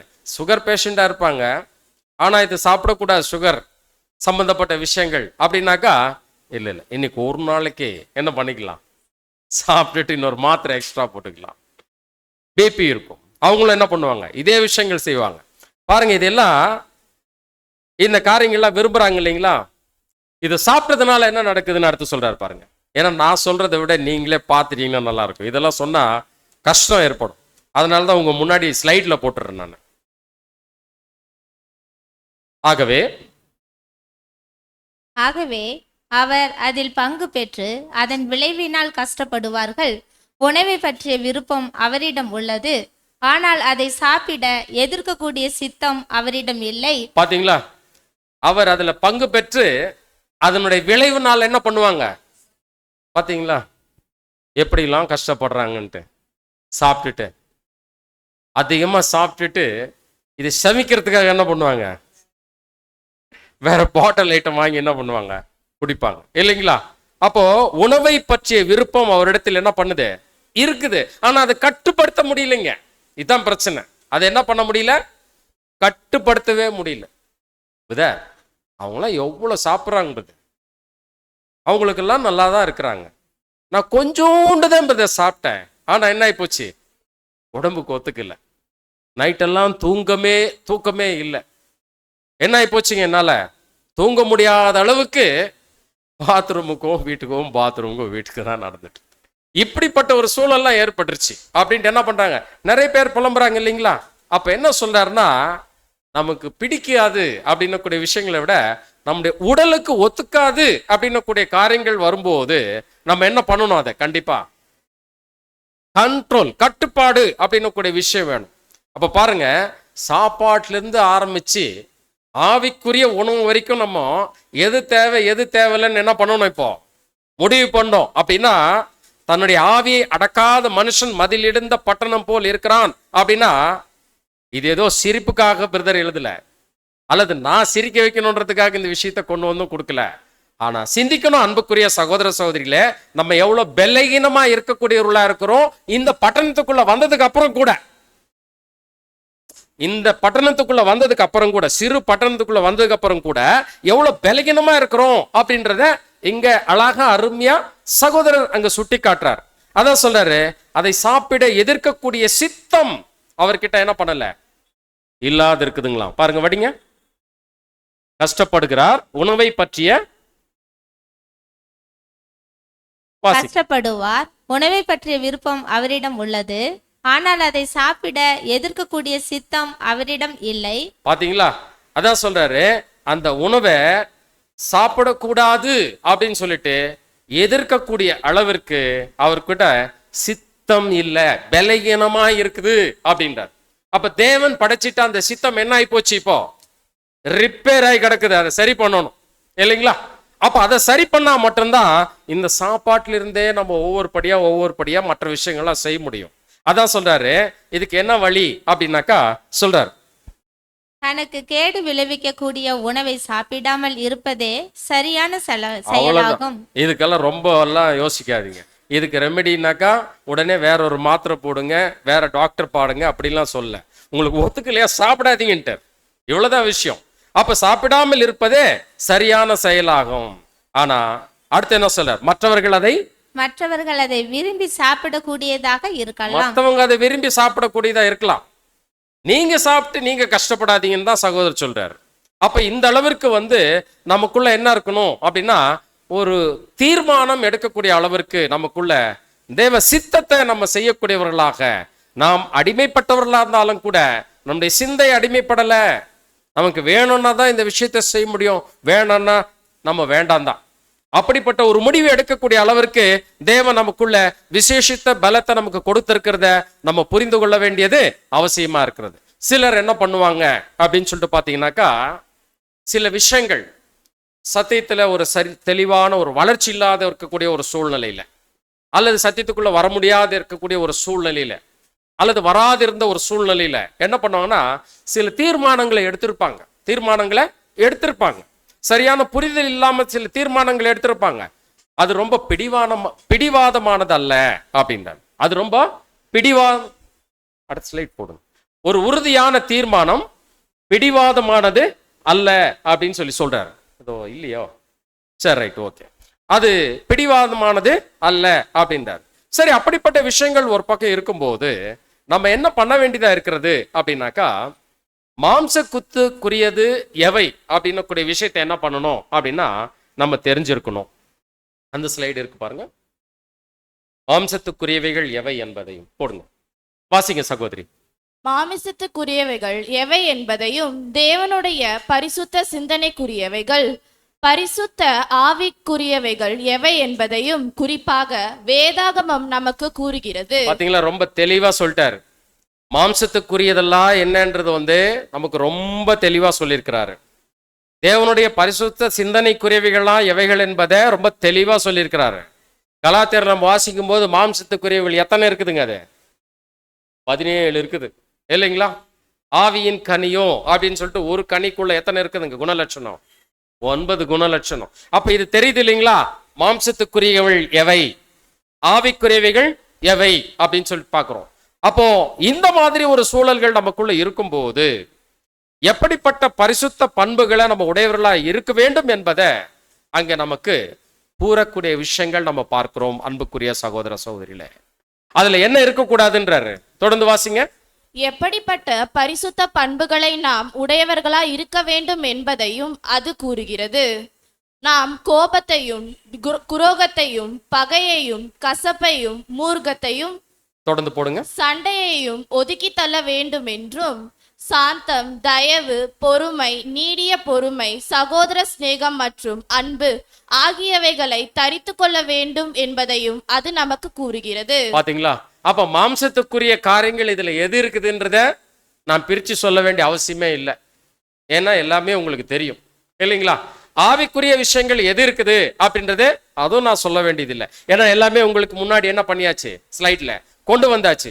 அப்போ இது எதை நம்ம தரிசிக்க வேண்டியதா இருக்குது, எதை நம்ம கிட்ட இருந்து அறுத்து எரிய வேண்டியதா இருக்குதுன்றத முடிவு பண்ண வேண்டியது யார்கிட்ட இருக்குதுங்க? நம்ம கிட்ட தான் இருக்குது அப்படின்றார். அப்போ இந்த விஷயங்கள்ல நம்ம கவனிச்சு பார்க்கும்போது தொடர்ந்து வாசிங்க. இந்த பாடங்கள் கற்றுக்கொள்ளப்பட வேண்டும். மாம்சத்தை எப்பொழுதாவது முழு கட்டுப்பாட்டுக்குள் கொண்டு வர முடியும் என்று நாம் கூற முடியாது. பாத்தீங்களா? கொஞ்ச நாள் ஆகட்டும், இப்ப மட்டும் சாப்பிட்டுக்கிறேன், அதுக்கப்புறம் என்ன பண்றேன், நான் ஃபுல்லா கண்ட்ரோல் பண்ணிடுறேன் அப்படின்ட்டு என்ன பண்ணலாம்? நம்ம நினைக்கலாம் அவ்வளவுதான். ஆனா என்ன பண்ண முடியாதுங்க. கண்ட்ரோலுக்குள்ள வந்துரும் மட்டும் நினைச்சிடாதீங்க என்றார். அப்போ மாம்சத்தை முழு கட்டுப்பாட்டுக்குள்ள நம்ம கொண்டு வர முடியும் என்று நம்ம என்ன பண்ண முடியாது, கூற முடியாது. பாருங்க, நமக்கு வேற ஒரு சப்ஜெக்ட்ல நம்ம பார்க்கும்போது பாத்தீங்கன்னாக்கா, இந்த சிந்தை குறித்தான காரியங்களை சகோதரருடைய ரைட்டிங்ஸ்ல அங்க பார்க்கும்போது, அந்த மாம்சம் புது சிருஷ்டிகிட்ட என்ன பண்ணணும்னா ஒரு காம்ப்ரமைஷன் பண்ணுங்க. என்ன மாதிரி காம்ப்ரமைஷன் பண்ணும் தெரியுங்களா? இந்த மாம்சம் அல்லது மாம்சத்துக்குரிய காரியங்கள் முற்றிலுமா அழியணும். ஆனா அது கொஞ்சம் உயிரோடு இருக்கும். உயிரோடு இருந்து புது சிருஷ்டி நல்லா தான் வளர்ந்துருக்கும். அந்த புது சிருஷ்டி கிட்ட இது என்ன பண்ணோம்னா கொஞ்சம் பேசும். எப்படி பேசும் அப்படின்னா, பார்ப்பா, நான் இவ்வளோ நாள் எப்படியோ மோசமா நான் நடந்துட்டு இருந்தேன், இப்ப என்ன பண்றது இல்லை, அப்படியெல்லாம் நான் நடக்கிறது இல்லை. அதனால நீ ரொம்ப என்னை கண்ட்ரோல் பண்ணாத, கொஞ்சம் என்ன பண்ணு, எனக்கு கொஞ்சம் ஃப்ரீடம் கொடு. முன்ன அளவுக்கு நான் எல்லாம் தப்பெல்லாம் என்ன பண்ண மாட்டேன், நான் எதுவும் செய்ய மாட்டேன் அப்படின்னு சொல்லிட்டு இந்த புது சிருஷ்டிகிட்ட என்ன பண்ணுங்களாம், காம்ப்ரமைஷன் பண்ணும். கொஞ்ச நேரம் நான் என்ன பண்ணிக்கிறேன், எனக்கு பிரியமா கொஞ்சம் நடந்துக்கிறேன், கொஞ்சம் சிரிச்சுக்கிறேன், கொஞ்சம் யாரையாவது கிண்டல் பண்ணிக்கிறேன், நான் யாரை வேணாலும் என்ன பண்ணிக்கிறேன், தீட்டிக்கிறேன். எப்படின்னு என்ன பண்ணும், இந்த காம்ப்ரமைஷன் பண்ணக்கூடிய இந்த மாம்சம் பேசும் புது சிருஷ்டிகிட்ட. அது எதெல்லாம் இருக்குது, மாம்சத்தின் கிரிகள் வெளியரங்கமா இருக்குது இல்லைங்களா? இந்த விஷயத்துல எது வேணாலும் அது கொஞ்சம் பார்க்கும். என்னோட கண்கள் ஈச்சை கொஞ்சம் பார்த்துக்கிறேன்னு கூட என்ன பண்ணும், அது காம்ப்ரமைஷன் பண்ணும். ஆனா புது சிருஷ்டி என்ன பண்ணக்கூடாது இதுக்கு. ஆமா, ஒரு தலையிலே ஒரு கொட்டு போட்டு என்ன பண்ணணும், அதை முற்றிலுமா அழிக்கிறதுக்கு என்ன வழி இருக்குதோ அது செய்ய வேண்டியதா இருக்கு. அப்போ இந்த முழு கட்டுப்பாட்டுக்குள்ள அது கொண்டு வர முடியாது, ஏமாந்துடாதீங்க. அது காம்ப்ரமைஷன் பண்றதுக்கு என்ன பண்ணிட்டு இருக்குன்னா பல வகையில அது முயற்சி பண்ணிட்டே இருக்கக்கூடியதா இருக்கும் அப்படின்றாரு. அப்போ இப்படிப்பட்டதான ஒரு காரியங்கள் கொண்டு வர முடியாது அப்படின்றத நம்ம புரிந்தவர்களா இருந்து அதான் சொல்றாரு, அந்த சித்தம், தேவனுடைய சித்தம் அல்லது தேவன் நமக்குள்ள வைத்திருக்கக்கூடிய அந்த சித்தம் அப்படின்னக்கூடிய விஷயத்துல ரொம்ப தெளிவா நம்ம கடந்து செல்ல வேண்டியது அவசியமா இருக்குது. அப்ப அன்புக்குரியவர்களே, நம்ம அறியாத நேரத்துல அல்லது சரியா புரியாத நேரத்துல சத்தியத்துக்குள்ள வந்திருக்காத காலப்பகுதியில் நம்ம சில முடிவுகள் எடுத்தோம் பாத்தீங்களா? அந்த முடிவுகள் அப்படின்னக்கூடிய விஷயங்கள்ல நம்ம சத்தியத்தின் பாதையில ஒரு தெளிவான வெளிச்சம் கிடைக்கப்படும் போது நம்ம சில முடிவுகள் என்ன பண்ண வேண்டியதா இருக்குது அப்படின்னாக்கா, தேவனுடைய சித்தத்திற்கு ஒப்பு கொடுத்து அந்த முடிவுகளை சிலதை மாற்றி நம்ம கடந்து செல்ல வேண்டியது அவசியமா இருக்குது அப்படின்னு சொல்லிட்டு பார்க்கிறோம். அப்போ இதுக்காக என்ன பண்ண வேண்டியிருக்குனாக்கா, தெய்வீக உதவியை நம்ம நாட வேண்டியது அவசியமா இருக்கு. பாருங்க, ஒவ்வொரு நாளும் தெய்வீக உதவியை பெற்று முடிந்தவரை மாம்சத்தை கட்டுப்பாட்டுக்குள் கொண்டு வர வேண்டும். பாத்தீங்களா? அப்போ இந்த மாம்சத்தை கட்டுப்பாட்டுக்குள்ள என்ன பண்ணணுமா? கொண்டு வர வேண்டியது அவசியமா இருக்குது அன்புக்குரிய சகோதர சகோதரிகளே. அப்போ ஒருவேளை கொண்டு வரலன்னா என்ன ஆகும்? இந்த மாம்சத்தை கொண்டு வரலன்னா என்ன ஆகும்? அல்லது கொஞ்ச நாள் கொண்டு வந்துட்டேன், இனி கொஞ்ச நாள் எப்படி வேணா இருக்கலாம், அது விருப்பம் போல இருந்துக்கிட்டோம் அப்படின்னா என்ன நடக்கக்கூடியதா இருக்கும் அப்படின்னாக்கா, அதுக்கான விஷயங்கள் நம்ம கவனிச்சு பார்க்கும்போது அன்புக்குரிய சகோதர சகோதரியில நமக்குள்ள அந்த சித்தம் அப்படின்னக்கூடிய விஷயம் ரொம்ப பலகீனமா அந்த மனுஷனுக்கான ஒரு விஷயங்களே இல்லாது இருக்கும் போது பார்த்தீங்கன்னா, அந்த பாழான பட்டணம் யார் வேணாலும் வரலாம், அது கழுதை வேணாலும் வரலாம், அல்லது நாய் வேணா வரலாம், பூனை வேணா வரலாம், எது வேணாலும் வந்து போகக்கூடிய அளவுக்கு ஒரு மதிலிடிந்த பட்டணம் போல இருக்கக்கூடியது போல நம்முடைய இருதயம் ஒரு காலத்தில் இருந்தது. எங்க வேணாலும் போகலாம், வேளாங்கண்ணிக்கு போகலாம், திருப்பதிக்கு போகலாம், இல்லை எங்க வேணாலும் போகலாம், எல்லாம் ஒண்ணுதான், மொட்டை போடலாம், எப்படி வேணாலும் வாழ்ந்துக்கலாம் அப்படின்னக்கூடிய விஷயங்கள்லாம் ஒரு காலத்துல இருந்தது. ஆனா இப்ப கரெக்டா வந்துட்டோம் இல்ல, வந்ததுக்கு அப்புறம் தேவன் நல்ல பாதுகாப்பு கொடுத்திருக்கிறார் இல்லைங்களா? அப்ப கொடுக்கப்பட்ட இடத்துல நம்ம சரியான வகையில் இருக்கணும். அப்படி சரியான வகையில வந்ததுக்கு அப்புறம் இல்ல அப்படின்னா என்ன நடக்கும் தெரியுங்களா? நமக்குள்ள இருந்து தேவன் அந்த மாம்சத்தின் கிரியைகள் நடப்பிக்கக்கூடிய ஆவியை வெளியே எடுத்திருக்கிறார். இப்ப அது நிறைய குப்பை பண்ணி வச்சிருக்குது. அந்த குப்பையெல்லாம் பெருக்கி என்ன பண்ணிருக்கிறாருங்க? கிளீன் பண்ணி வச்சிருக்கிறாருங்களா? இந்த வசனம் வாசிக்கலாம் பாருங்க, மத்தேயு 12:43. அசுத்த ஆவி ஒரு மனுஷனை விட்டு புறப்படும் போது வறண்ட இடங்களில் அலைந்து இளைப்பாறுதல் தேடியும் கண்டடையாமல். பாருங்க இப்ப என்ன நடந்துச்சுன்னா, அந்த மாம்சத்தின் கிரியைகளை வெளியே அனுப்புறதுக்கு தேவன் எவ்வளவோ பிரயாசங்கள் எடுத்து அதை செஞ்சிருக்கிறார் கர்த்தர் இயேசு மூலமா. அப்படி போயிருக்கக்கூடிய அந்த ஆவி என்ன பண்ணுது அப்படின்னா, வெளியெல்லாம் சுத்தி பாக்குது. நிறைய பட்டணங்கள் இருக்குது அதுக்கு பிரியமா. ஆனா அந்த பட்டணத்துல ஆல்ரெடி ஆக்குபைட் நிறைய இருக்கக்கூடியதா இருக்குது. ஆனா அதுக்கு சௌகரியமான ஒரு இடம் என்ன பண்ணல, கிடைக்கல. அது கிடைக்காது இருக்கிறதுனால இப்ப லூக்கா அதே விஷயத்த லூக்கா எப்படி எழுதுறாரு பாருங்க, 11:24. அசுத்த ஆவி ஒரு மனுஷனை விட்டு புறப்படும் போது வறண்ட இடங்களில் அலைந்து இளைப்பாறுதல் தேடியும் கண்டடையாமல் நான் விட்டு வந்த என் வீட்டுக்கு திரும்பி போவேன் என்று சொல்லி. பாத்தீங்களா? இந்த வெளியே போச்சு பாத்தீங்களா? மாம்சத்தின் கிரியைகள் ஒண்ணுமே இல்லாத செத்து போன மாதிரி ஒரு நிலைமை இருந்துச்சுல்ல, அது செத்தெல்லாம் போல, அது உயிரோட தான் இருந்துட்டு இருக்குது. ஆனா அப்படி இருக்கக்கூடிய அந்த காரியங்களை நம்ம எப்படி தெரியுமா கண்டுபிடிக்கலாம்? நம்ம சத்தியத்துக்குள்ள வரத்துக்கு முன்னாடி நிறைய சினிமா பாட்டோ அல்லது ஸ்லோகமோ அல்லது வேற ஏதாவது ஒன்று கேட்டிருப்போம். அது இப்போ மனசுல இருக்குதா இல்லைங்களா? இல்லைன்னு சொல்ல முடியுமா? நம்ம பஸ்ல போகும்போது அந்த பாட்டு போட்டாங்கன்னா தானா என்ன ஆயிடும்? அது ஆட்டோமேட்டிக்கா தட்டி விட்டா ஆன் ஆகுது இல்லைங்களா? அப்ப இது என்ன பண்ணிட்டு இருக்குது? மாம்சத்தின் கிரியைகள் உள்ள இருந்துட்டு தான் இருக்குது. அதுதான் சொல்றாரு. அப்ப இதே மாதிரிதான் ஒரு மனுஷனை விட்டு அது வெளியே போயிடுச்சு. போனது முற்றிலுமா போயிடுச்சா அப்படின்னா இல்ல, அது எப்ப வேணாலும் என்ன ஆயிடுதுங்க, அது மறக்கணும்னு நினைச்சாலும் என்ன பண்ணுதுங்க, அது போறதே இல்லை. உண்மையா சொல்றேங்க, நான்லாம் ஒரு 11 வயசுல ஒரு ஐயர் வீட்டில் உட்காந்து ஸ்லோகம்லாம் கத்துக்கிட்டேன். அந்த ஸ்லோகம்லாம் இன்ன வரைக்கும் என்னுடைய மண்டையிலேருந்து வெளியே போக மாட்டாங்குது. உண்மை அது. ஏன்னா அதெல்லாம் வந்து அவ்வளவு சீக்கிரம் என்ன பண்றது இல்லை, போறது இல்லை. ஆனா எது இருக்கணும்னு நினைக்கிறோமோ அது இருக்க மாட்டாங்குது. எது இருக்கணும்னு நினைக்கிறோமோ அது என்ன பண்ணுதுங்க, இருக்க மாட்டாங்குது. அப்போ இந்த அசுத்தாவி ஒரு மனுஷனை விட்டு புறப்படும் போது வறண்ட இடங்கள்லாம் அலைந்து இளைப்பாறுதல் என்ன பண்ணுதுங்க, தேடுது. ஆனா நான் இருந்த இடம் மாதிரி வசதி வரவே வராது அப்படின்னு சொல்லிட்டு திருப்பி அதே இடத்துக்கு வருதுங்களாம். திருப்பி என்ன பண்ணுது, அதே இடத்துக்கு வருதுங்களாம். அடுத்த வசனம் வாசிங்க. அதில் வரும்போது அது பெருக்கி ஜோடிக்கப்பட்டிருக்க கண்டு. பாத்தீங்களா? அந்த வீடு என்ன பண்ணியாச்சுன்னா பெருக்கி ஜோடிக்கப்பட்டு இப்ப பாதுகாப்பான ஒரு பட்டணமா என்ன பண்ணப்பட்டிருக்குதுங்க, அது இருக்கக்கூடியதா இருக்குது. இது ரொம்ப அழகா இருக்குதே. இப்போ எதெல்லாம் எங்கெங்கெல்லாம் இருக்கணுமோ அதாவது கரெக்டா எல்லாம் இருக்குது. இப்ப இது என்ன பண்ணிக்கலாம், நம்ம வேற உருவத்துல உள்ள புகுந்து என்ன பண்ணிக்கலாம் தெரியுமா, இவரை ஆக்குபை பண்ணிக்கலாம். அப்படின்னா இவருக்கு நம்ம பிடிச்சிருக்கிறோம், நம்ம உள்ள வந்திருக்கோம்னு தெரியவே கூடாது. சத்தியம் அப்படின்னு கூடிய ஒரு போர்வைக்குள்ள இருந்துகிட்டே என்ன பண்ணிக்கலாம், இங்க அநேக வேலைகளை செஞ்சுக்கலாம். ஆனா நம்ம ஒரு கூட்டணி அமைக்கணும். நம்மள மாதிரி வேற யார் என்னென்ன ஆவிகள் இருக்குதோ அதையெல்லாம் கொண்டாந்து என்ன பண்ணிக்கலாம், ஒன்னா சேர்ந்துக்கலாம். பாருங்க அடுத்த வசனம். திரும்பி போய் தன்னிலும் பொல்லாத வேறு 7 ஆவிகளை கூட்டிக் கொண்டு வந்து உட்புகுந்து அங்கே குடியிருக்கும். பாத்தீங்களா எப்படிப்பட்ட விஷயம் தெரியுங்களா? இது சத்தியம் பண்ணக்கூடிய விஷயத்துல பாதுகாப்போடு தேவன் வச்சிருக்கிறாரு. ஆனா அதே பாதுகாப்புக்குள்ள இருக்கிற மாதிரியே அந்த மனுஷனுடைய எண்ணமெல்லாம் இருக்குது. ஆனா சத்தியத்தை விட்டு அசத்தியத்துக்குள்ள போயிடுறாரு. சத்தியத்தை விட்டு அசத்தியத்துக்குள்ள போயிடுறாரு. எப்படி இவர் போகிறார் அப்படின்னா, இவர் அந்த மாம்சத்துக்கும் அந்த சிந்தைய முற்றிலுமா அங்க கீழாக போகத்தக்கதாக இவர் இடம் கொடுத்துட்டாரு.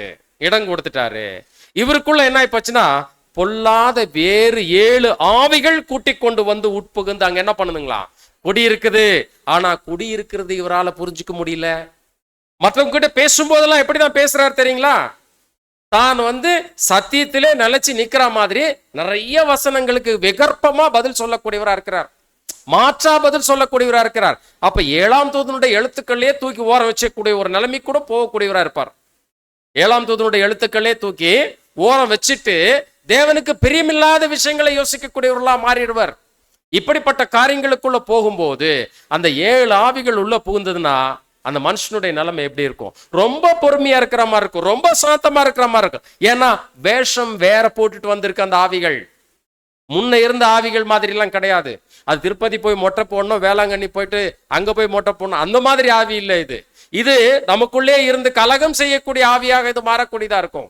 ரொம்ப மோசமான ஒரு சூழலுக்குள்ள அந்த மனுஷனுடைய நிலைமையாகப்பட்டது எப்படி இருக்கும் அப்படின்றாருன்னா, தொடர்ந்து வாசிங்க.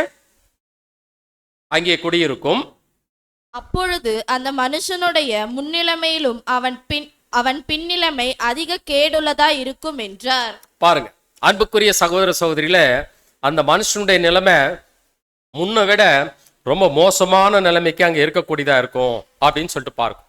அப்ப அன்புக்குரிய சகோதர சகோதரிகளே, இன்றைய தினத்துல கர்த்தர் இயேசு மூலமாக தேவனோட உடன்படிக்கைக்குள்ள வந்திருக்கக்கூடிய நம்ம வந்து நம்முடைய சித்தத்தை அல்லாமல் தேவ சித்தத்தை நிறைவேற்றுகிறேன் என்று வந்திருக்கக்கூடிய நமக்கு தேவன் விசேஷித்த பாதுகாப்பை கொடுத்து ஒரு சிறு பட்டணமாக நம்மை அங்கீகரித்து எல்லா விதமான பாதுகாப்பின் அம்சங்களையும் ஏற்படுத்தி நம்மளை உள்ள வச்சிருக்கிறார் அப்படின்னு கூடிய விஷயம் நம்ம பார்க்கப்பட வேண்டியதா இருக்கிறது. அப்படி என்றால் இப்போ நம்முடைய ஆவிய கண்ட்ரோல் பண்ண முடியாம அது மாம்சத்துக்கு நம்ம வந்து கொடுத்துட்டோம் அப்படின்னா என்ன ஆயிடும்னா, 7 ஆவிகள் உட்புகுந்து மொத்தத்தையும் கெடுத்து போட்டு போயிடும். மொத்தத்தையும் கெடுத்து போட்டு போகக்கூடியதா இருக்கும். அப்ப அந்த மனுஷனுடைய நிலைமையை குறித்து சொல்லும் போது முன்னிலைமையிலும் பின்னிலைமை ரொம்ப கேடுள்ளதா இருக்கும் அப்படின்றாரு. அடுத்து ஸ்லைடு. நமது சொந்த சிந்தையை, சொந்த ஆவியை அடக்குவதை அடைத்தல், இவைகளை நமது முழு கட்டுப்பாட்டுக்குள் கர்த்தருக்கு முழு இசைவுக்கு கொண்டு வருதல் ஆகும் என்பதை நாம் எப்பொழுது ஞாபகத்தில் வைத்துக் கொள்ள வேண்டும். பாருங்க என்ன சொல்றாருன்னா, நம்முடைய ஆவிய அடக்கி வைத்தல், இப்படி நமது முழு கட்டுப்பாட்டுக்குள் அதை கொண்டு வருதல் அப்படின்னு இந்த விஷயம் வந்து எப்பொழுதுமே ஞாபகத்துல வச்சுட்டு இருக்கணுமா. சொல்லுவாங்க நம்முடைய மனது வந்து அதான் சொல்றாரு, ஒரு விஷயத்தை யோசிக்கிறோன்னா அது என்ன பண்ணும், பல விஷயங்களை கொண்டு வரக்கூடியதா இருக்கும். ஆனா அன்புக்குரிய சகோதர சகோதரிகளே, என்னுடைய இருதயம் திருக்கும் கேடுள்ளதுமா இருக்கிறது அப்படின்னு சொல்றாரு. அப்ப ஏன் அது திருக்கும் கேடுள்ளதுமா இருக்குது அப்படின்னா, நம்ம தேவனுக்கு பிரியமானபடி வாழணும், பிரியமானதை சிந்திக்கணும் அப்படின்னு கூடிய எண்ணங்கள் இருந்தாலும் நமக்குள்ள இருக்கக்கூடிய அந்த மாம்ச பலகீனம் அது ரொம்ப மோசமான ஒரு சூழலுக்குள்ள நம்மளை வழி நடத்தக்கூடியதா இருக்கும். அதான் சொல்றாரு, நம்ம ஆவியை அடக்குவது அப்படின்னா அந்த சிந்தைய நம்மளுடைய கண்ட்ரோலுக்குள்ள கொண்டு வந்து வச்சிருக்கிறது அப்படின்னு கூடிய அந்த விஷயத்த நாம் எப்பொழுதும் ஞாபகத்தில் வைத்துக் கொள்ள வேண்டும் அப்படின்றார். ஏன்னா அடுத்த ஸ்லைட் சொன்னார், நாம் அவ்வப்போது தோல்வி அடையலாம்.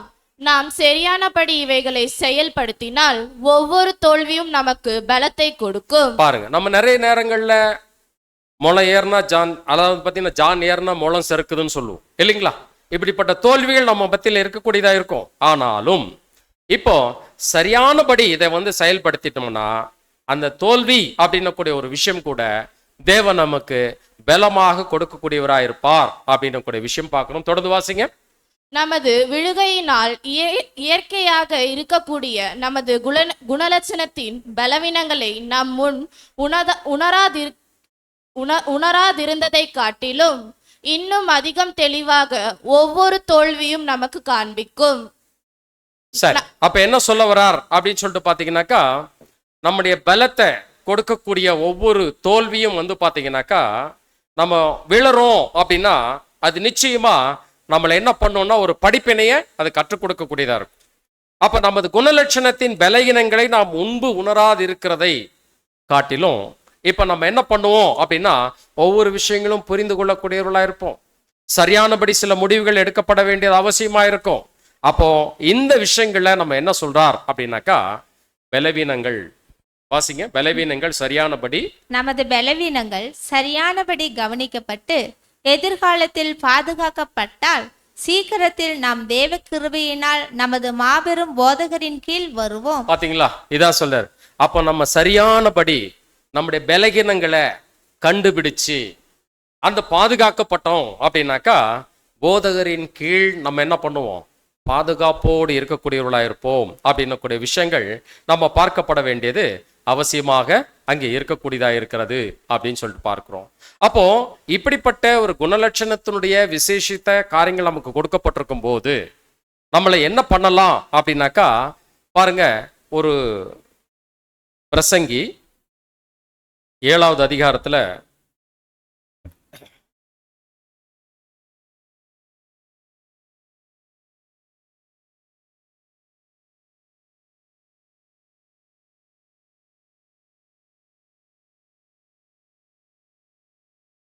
சாரி 9வது அதிகாரம் 14வது வசனத்திலிருந்து கொஞ்சம் வாசிங்க.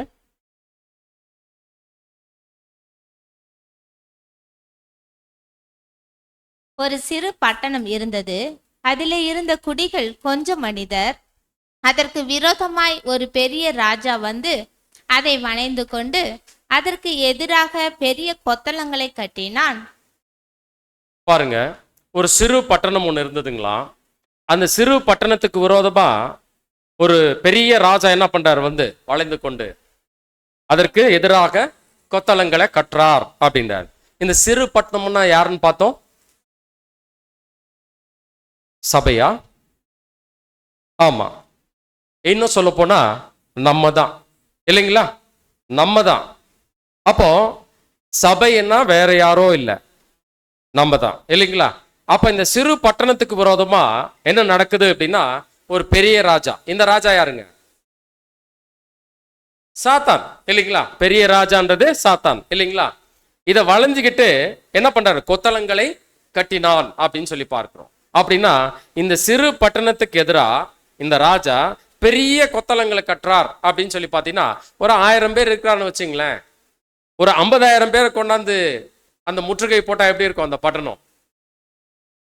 ஒண்ணுமே இல்லாத நிலைமை இருக்கும், இல்லைங்களா? அதான் இங்க நடக்குது. என்ன நடக்குதுன்னா அந்த பெரிய ராஜா கொத்தளங்களை கட்டுறார்.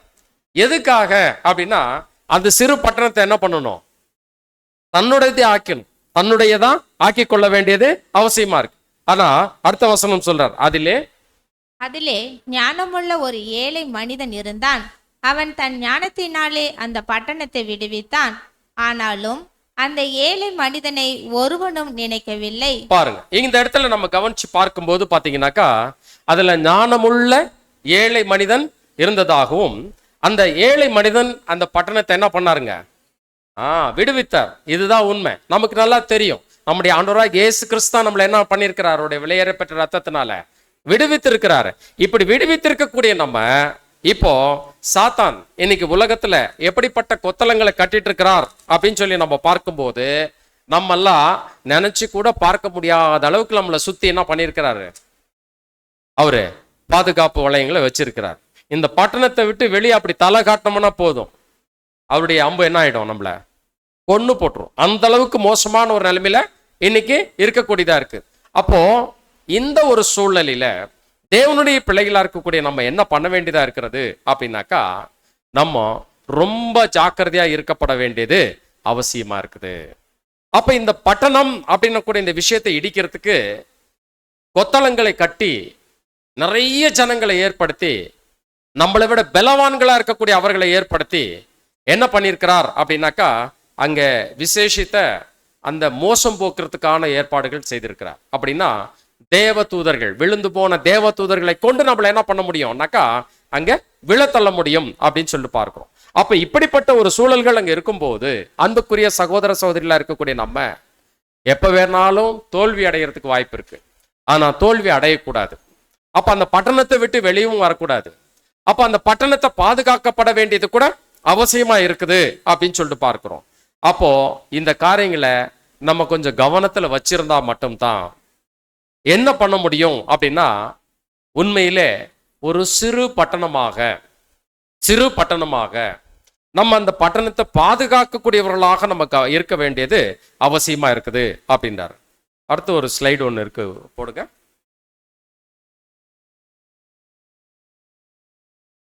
உறுதியான குணலட்சணங்களையும் உறுதியான சித்தத்தையும் உடையவர்களை தேவன் தேடிக்கொண்டிருக்கிறார். ஆகையால் முதலாவது தேவனிடம் ஆக்கப்பூர்வமான திரும்புதலும் அவருடன் உறுதியான உடன்படிக்கையும் வேண்டும். அதான் சொல்றாரு, தேவன் எப்படிப்பட்ட அவருடைய பிள்ளைகளை தேர்ந்தெடுத்துட்டு இருக்கிறார், தேடிட்டு இருக்கிறார் அப்படின்னா, உறுதியான ஒரு குணலட்சணம் இருக்கணுமா, உறுதியான சித்தத்தை உடையவர்களா இருக்கணும். இப்படிப்பட்டவர்களாம் தேவன் தேடிட்டு இருக்கிறார்களாம். அப்படி என்றால் நம்ம ஆக்கப்பூர்வமான சில விஷயங்கள் தேவனிடத்திலே சேர்க்கத்தக்கதாக நம்ம தேவனுடைய பாதுகாப்புக்குள்ள வந்திருக்கிறோம் அப்படின்னு கூட விஷயங்களை புரிந்து கொள்ள வேண்டியது அவசியமா இருக்கிறது அப்படின்றார். தொடர்ந்து வாசிங்க. இல்லை என்றால் பிதாவால் ஏற்றுக்கொள்ள இயலாதவர்களாய் இருப்போம். அப்படி உறுதியான நம்ம சித்தத்தையும் அந்த உறுதியான குணலட்சணத்தையும் நம்ம இல்லாதவர்களா இருந்தோம் அப்படின்னா, அப்படிப்பட்ட ஜனங்களை தேவன் என்ன பண்றது இல்லைங்க, ஏற்றுக்கொள்ள முடியாதவராய் இயலாதவராய் இருப்போம் அப்படின்றார். அப்படின்னா தேவனே ஏற்றுக்கொள்ள மாட்டாராம். அப்போ தேவனுடைய வீட்டிற்குள் நம்ம பிரவேசிக்கணும் அப்படின்னா, தேவனுடைய சித்தம் நம்ம மத்தியில் நிறைவேறணும் அப்படின்னாக்கா நம்ம என்ன பண்ண வேண்டியிருக்குனாக்கா, தேவனுடைய சித்தத்திற்கு நம்மள ஒப்பு கொடுக்கப்பட வேண்டியது அவசியமாக அங்கு காணப்படக்கூடியதா இருக்கிறது. அடுத்த ஸ்லைடு வாசிங்க.